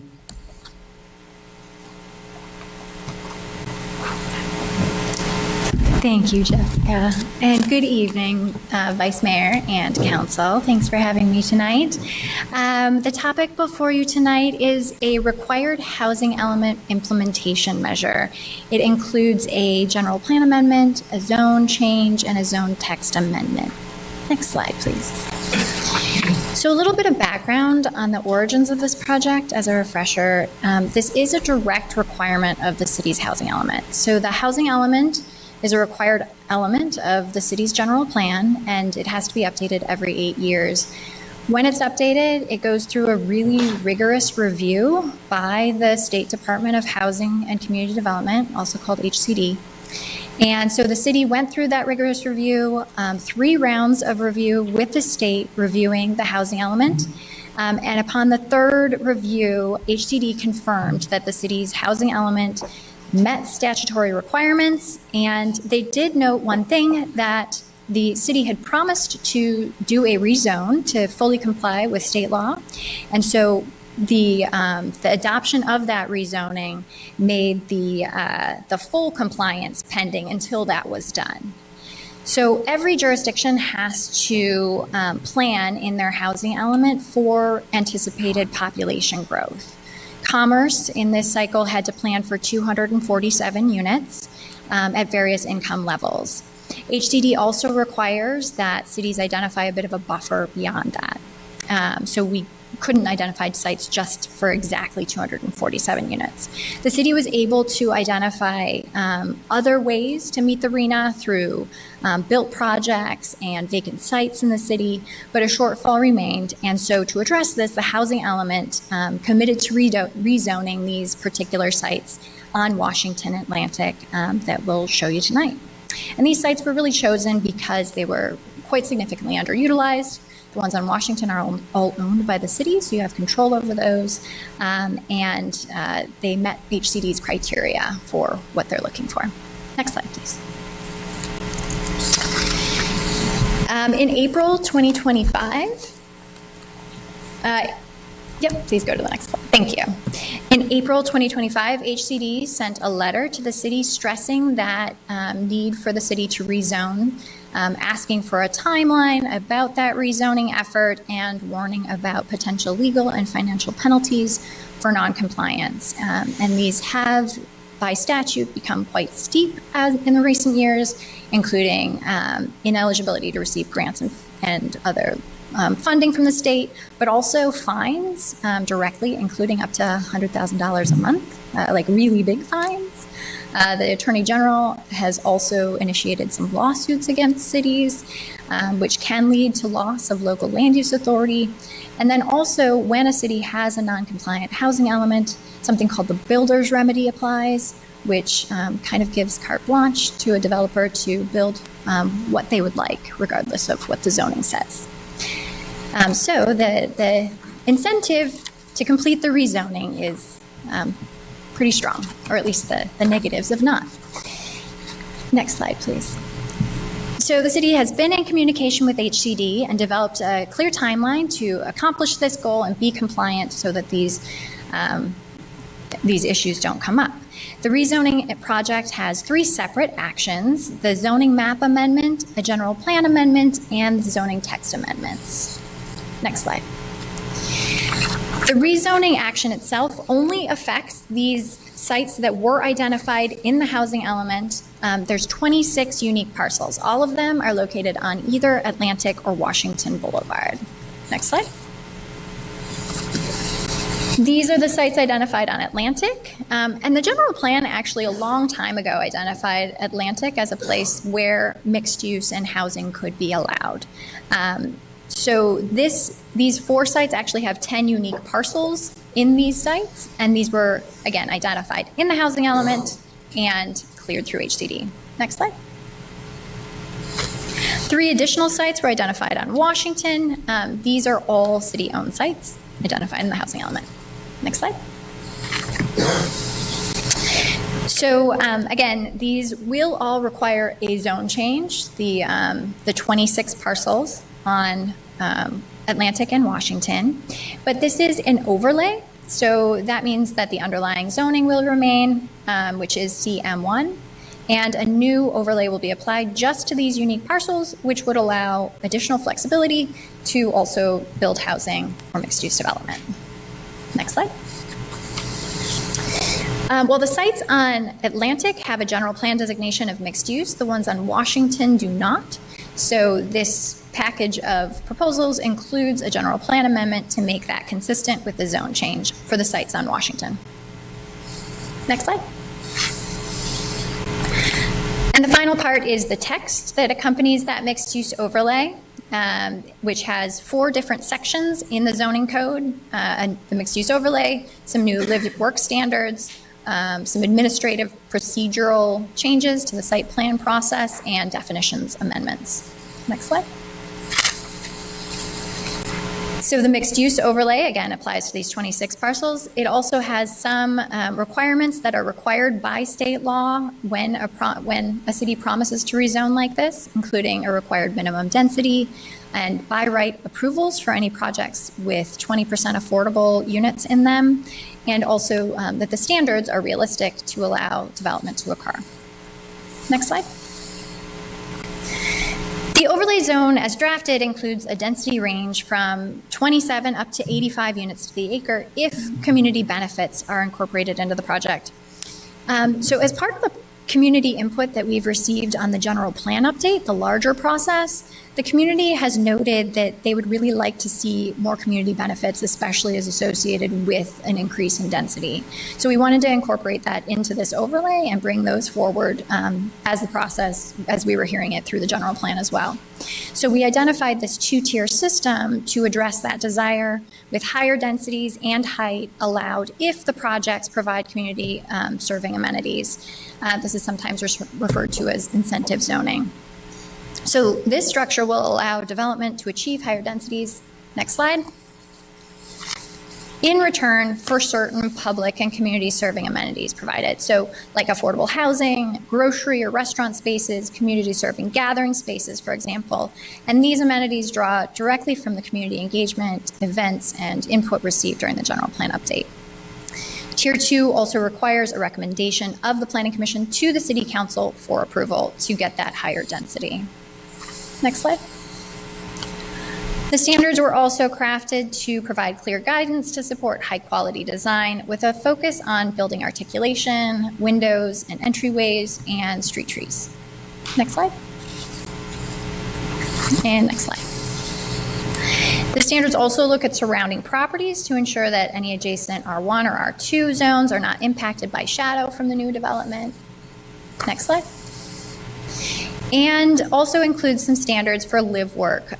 Because live work is a new type of use, we wanted to put some standards in to require a minimum amount of commercial area associated with them, and limit some internal uses that would be incompatible with residential occupancy. Next slide. And then finally, the last, the 2 existing zoning code sections that are recommended for amendment. The first is the site plan review process. Under existing code, any projects with 5 or more units would go to the Planning Commission for their site plan review. This process proposes a new administrative site plan process, a minor one, for 1 to 10 units, which will be processed by staff.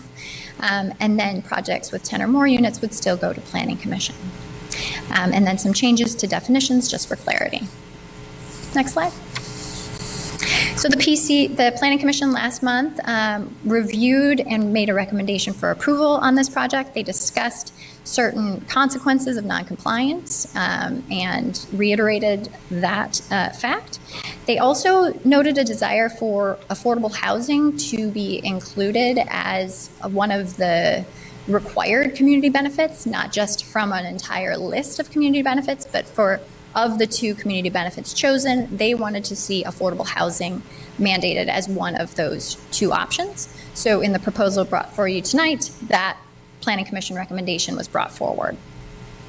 So it's recommended that the City Council consider opening the public hearing and taking testimony and documentary evidence. After closing the public hearing and considering the submitted evidence, introducing and waiving first reading of ordinance number enacting zone text amendment number 2503 and zoning change number 2501 to implement the housing element policy, adopting resolution number GPA number 2501, amending the general plan land use designation to mixed use for sites identified in the housing element as rezoning sites to meet the RHNA, and adopting the general plan EIR addendum and a statutory exemption under the provisions of CEQA, and taking such additional related action that may be desirable.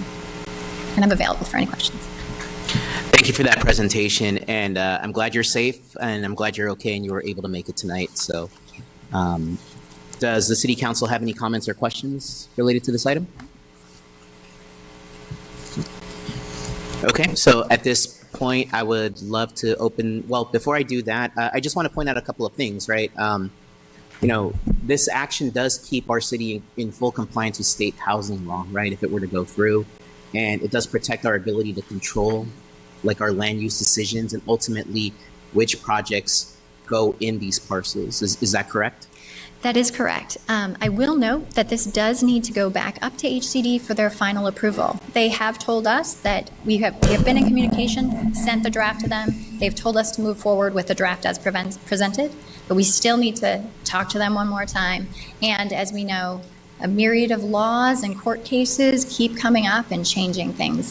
But we are staying on track and being in compliance with HCD at this point.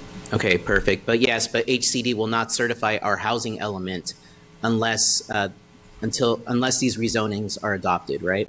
Correct. That is what they have told us, yes. And Okay. so we will send this up to them to confirm that. Okay, and just to point it out, like, staying compliant, like, helps us as a city avoid penalties, potential lawsuits that could come about if the city is out of compliance. Correct. Unfortunately, this is a necessary evil, but HCD has exercised some of those penalties and lawsuits against other cities. Norwalk, for example, is close by, and they're going through this mess. It's unfortunate that the state feels like they have to do this, right? And I feel like they don't really know our communities. It's Northern California regulated, and we're not Northern Cal, right? Nor do we want to be. But unfortunately, it's a necessary evil. So.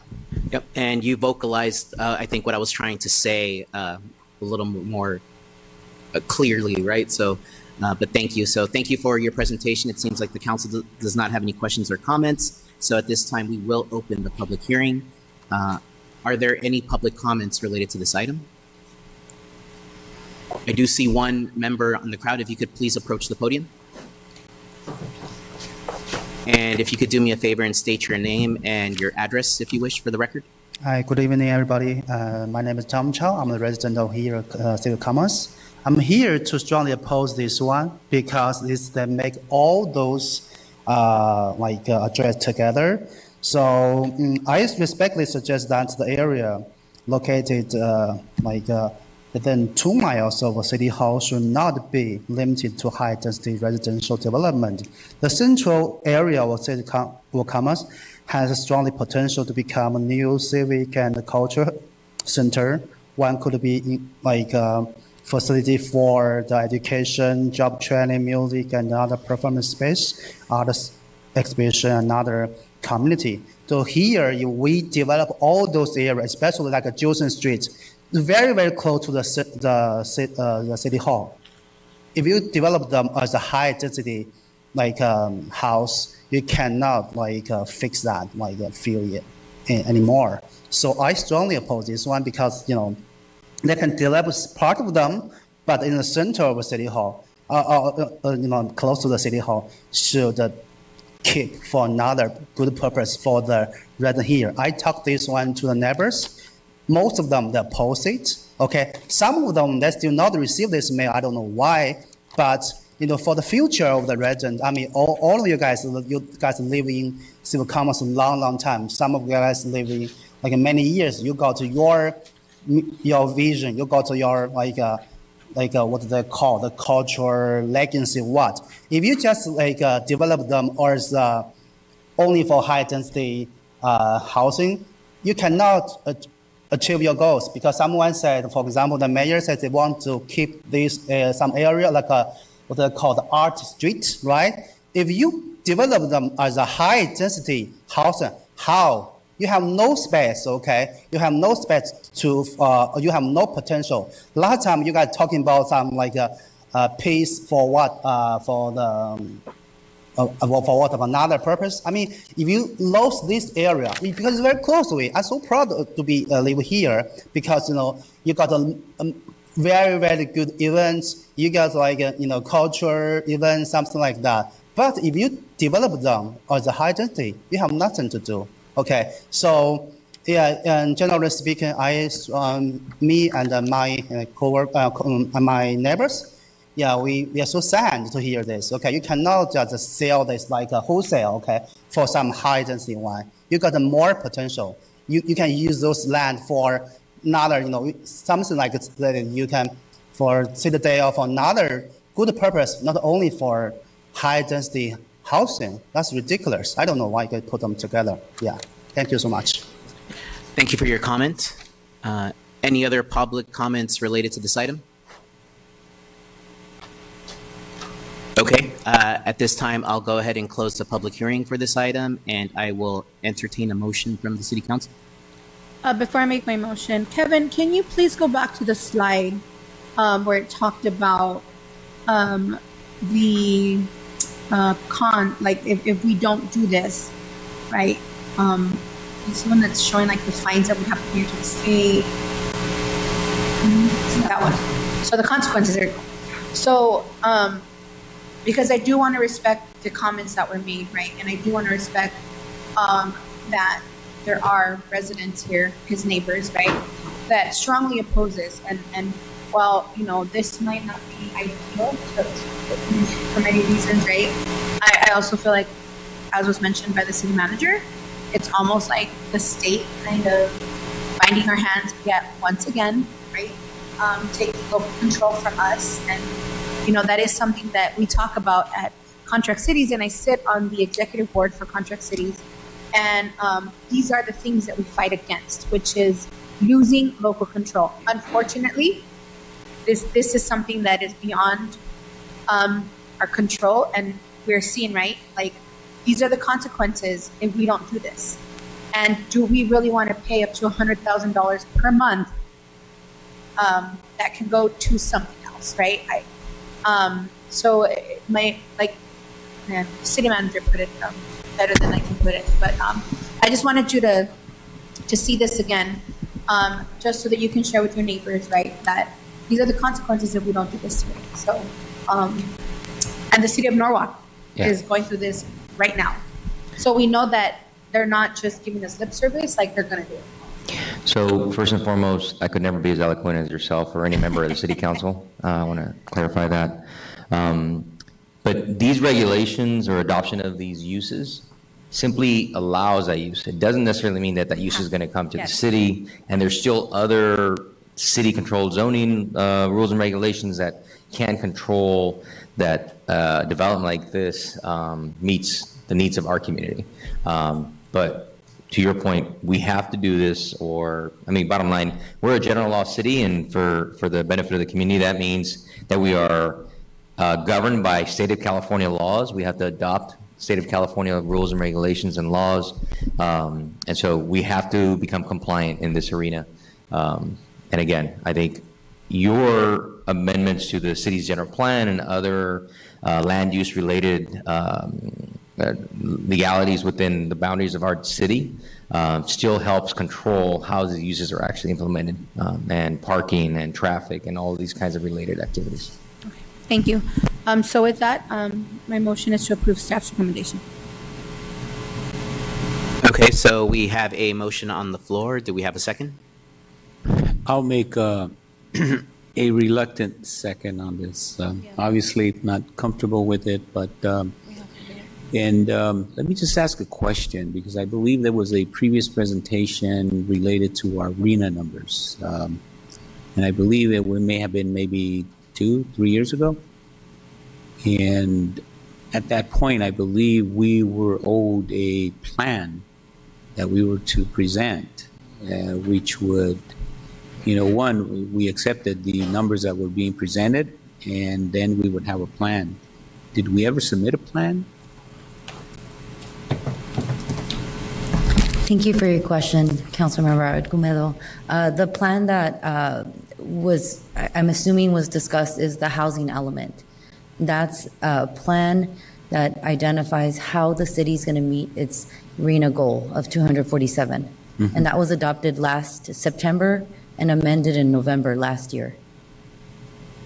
Okay, and so, was this not acceptable? Or, because you're forcing us basically to make some additional changes here. So did that not meet the required numbers then, or? What happened is that the state reviewed the plan and determined that the plan is compliant with state law, but it does require, the plan identifies these sites that are presented tonight as sites that need to be rezoned. So this is an implementation of that plan that was adopted. Got you, okay. And to additionally complicate things, if this was presented 2 years ago, the state of California has already changed the rules, so you're shooting at a moving target. In addition to that, right? I heard those comments, and I wanted to follow up later, not necessarily here, but I want to know what are some of the challenges that are, being heard, so that we're up to date with what is being heard and what those decisions are related to how it'll impact us as well. So I was curious, but I wasn't going to ask the question necessarily here.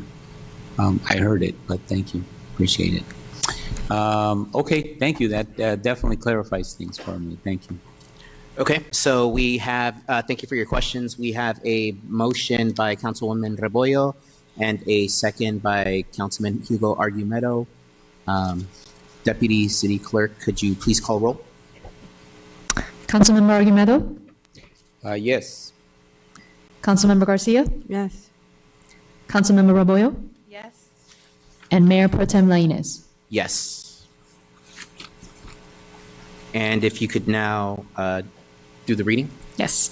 So this is for an ordinance of the City Council of the City of Commerce, California, enacting zoning ordinance text amendment ZTA number 25-03 and zone change ZC number 25-01, amending Title 19 of the Commerce Municipal Code, CMC, by establishing a mixed-use overlay zone, amending the site plan review process and definitions sections, adding new live-work standards, and amending the zoning map to apply a new mixed-use overlay zone on certain properties.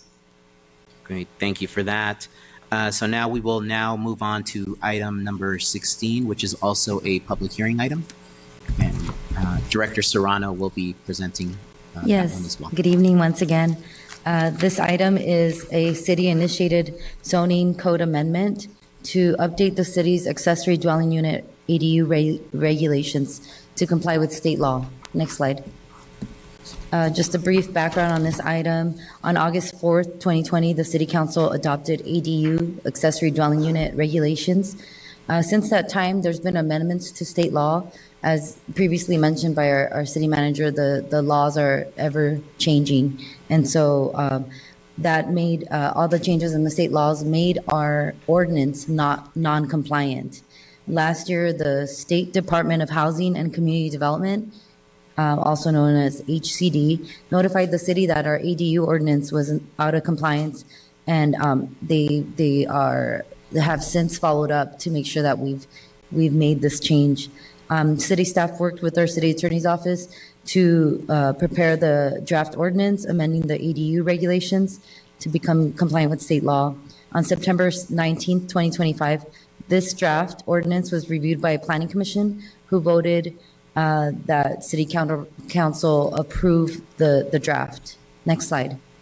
This next slide shows the proposed language in the ordinance. The draft ordinance repeals section 19.07.090 and replaces it with language which references sections of the California Government Code that regulate accessory dwelling units. Some of the benefits of removing our ordinance and replacing it with a reference to state law is that our code will remain compliant with state laws even as changes to state laws occur. The regulations are consistent and standard across multiple municipalities, making it easier for property owners, architects to design their ADU projects.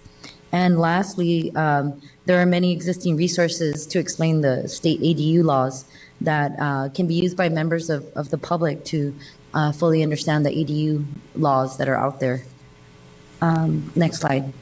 At this time, we recommend that City Council opens a public hearing, takes testimonial and documentary evidence. After closing the public hearing and considering the submitted evidence, introducing and waiving first reading of the ordinance enacting zoning text amendment number 25-05 to amend the ADU provisions to comply with state law, adopting a categorical exemption under the provisions of CEQA, and taking such additional related action that may be desirable.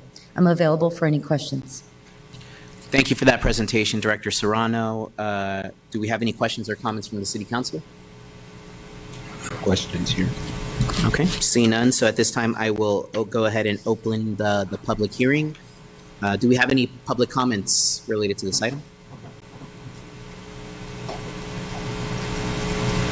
And if you could state your name and address if you wish for the record, please. Good evening, City Council members. Joe Chidas, 6304 Ferguson Drive and 6270 Ferguson Drive. I just want clarification. So then does the adoption of this ordinance align completely with the state of California, or are there still discrepancies? It aligns. Okay, so it'll align, so state of California's laws will be adopted here in the City of California. Perfect. Thank you very much. Thank you for your comment and thank you for the clarification there, Director Serrano. Do we have any more public comment from the audience? Okay, so we'll go ahead and close the public hearing. And at this time, I'll go ahead and entertain a motion from the City Council. I would move to approve the recommendation on this item, items 2A and B. Okay, great. Do we have a second? I'll second. Okay, so we have a motion by Councilmember Argumedo and a second by Councilwoman Rebollo. Deputy City Clerk, if you could please call roll. Councilmember Argumedo, Yes. Councilmember Garcia, Yes. Councilmember Rebollo, Yes. and Mayor Pro Tem Lainez. Yes. Okay, so motion passes, and if Deputy City Clerk, you could read the item, or the ordinance. This is for an ordinance of the City Council of the City of Commerce enacting zoning ordinance text amendment ZTA number 25-05, amending Title 19 zoning chapter 19.07 of the Commerce Municipal Code CMC to amend accessory dwelling unit ADU provisions to comply with state law. Great, thank you for that, Deputy City Clerk. So we've made it to City Council reports. So why don't we go ahead and start to my left with Councilwoman Rebollo? Thanks. Okay.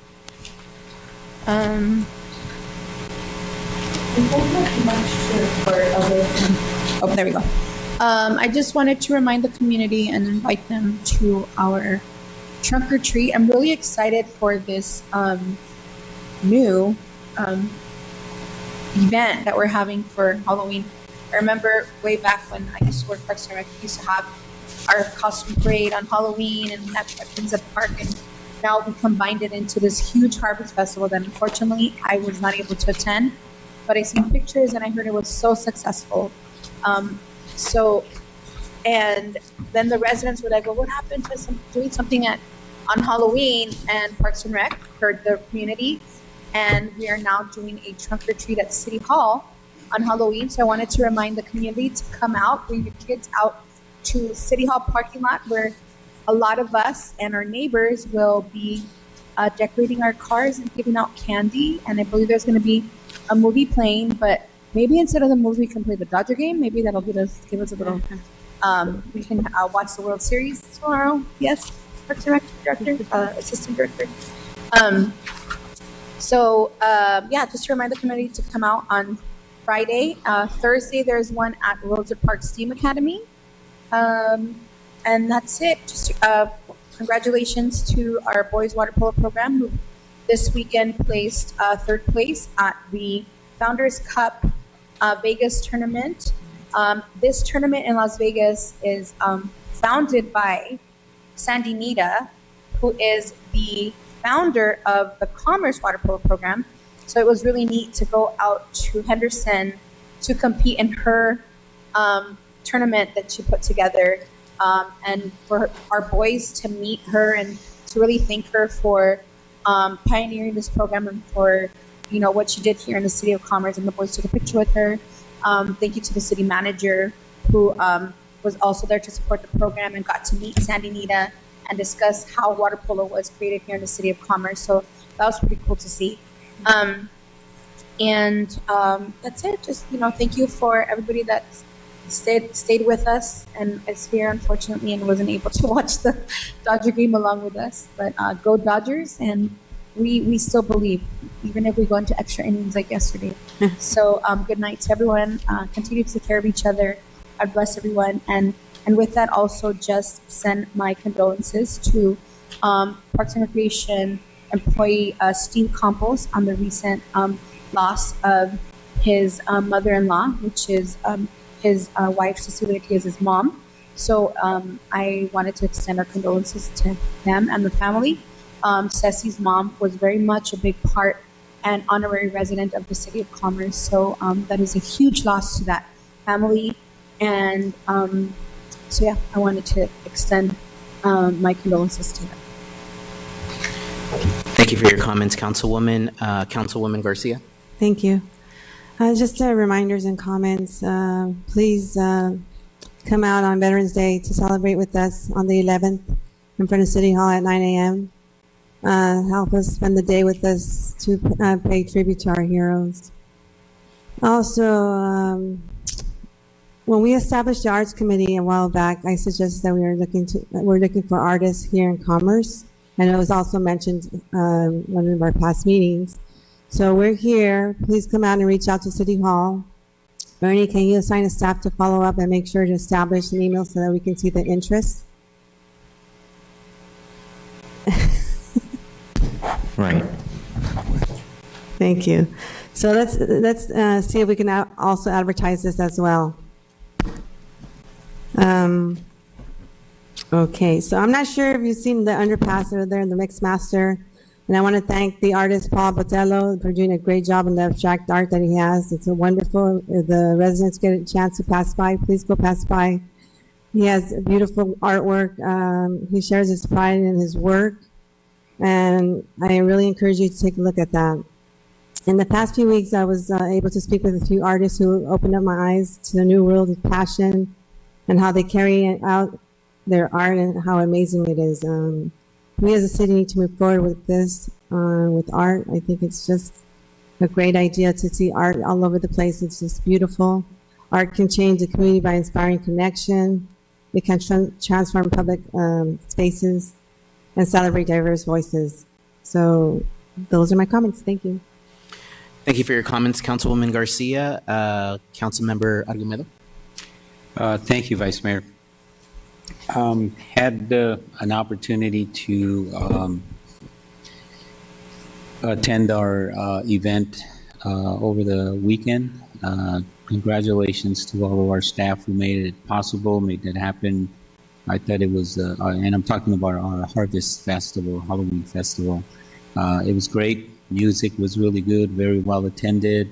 I think everybody that was in attendance enjoyed themselves, had a great time.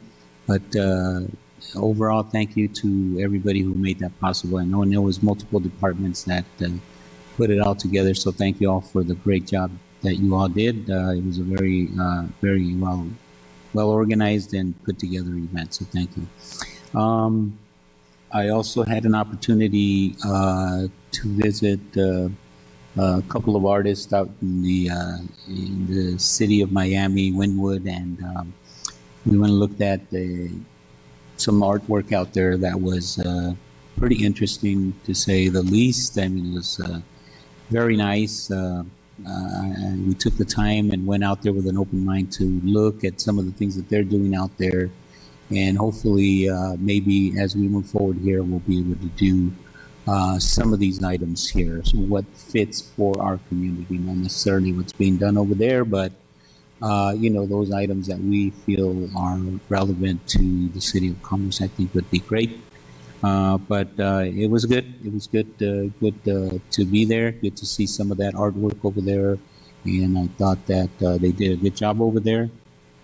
It's just it's just looking at all of that and seeing what would fit here in our city, and that's part of what I think we need to review and take a look at and figure out how to move forward. Anyways, I think that was it. And for those of you who stood up to watch that game last night, it was just phenomenal. It was a really good game, and thank goodness for that outcome. I don't know if you got an update on that game. Where are we at? There will be a game on Friday, for sure. All right.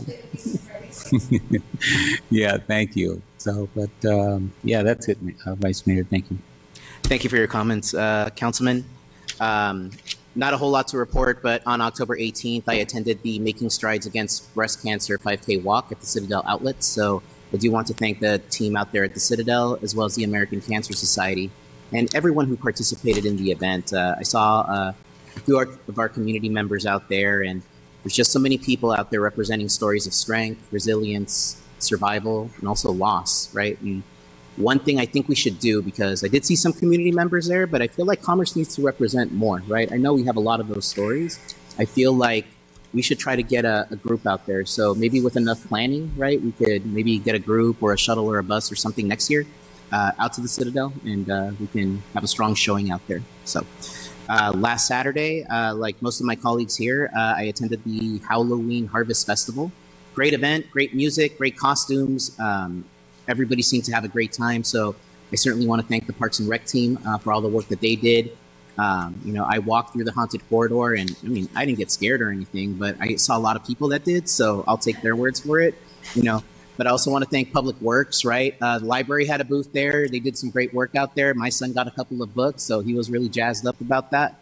Public Safety had a strong showing out there, but just really all city staff that really helped out and helped put together that event. It was great, and it was a wonderful opportunity for our community to really build some memories and really kick off what I feel is the start of the holiday season, because before we know it, we're going to step into Thanksgiving, and then Christmas, and New Year's will be here, and then we'll do the whole thing all over again. The councilwoman talked about the trunk or treat at City Hall, right? So Friday at 6:30 p.m., followed by the Nightmare Before Christmas at Rosewood Park. Really excited about that. And so we'll look forward to that. I want to wish the community a happy Halloween, but also on a more serious note, as you see, regretfully, the mayor could not be in attendance today. He is attending the funeral services for his beloved aunt. So on behalf of all of us, I would like to extend our deepest condolences to Mayor Ivan Altamirano and his family during this difficult time. So this evening, we will adjourn our meeting in honor and memory of his aunt, Julieta Guerrero. Meeting is now adjourned. Thank you.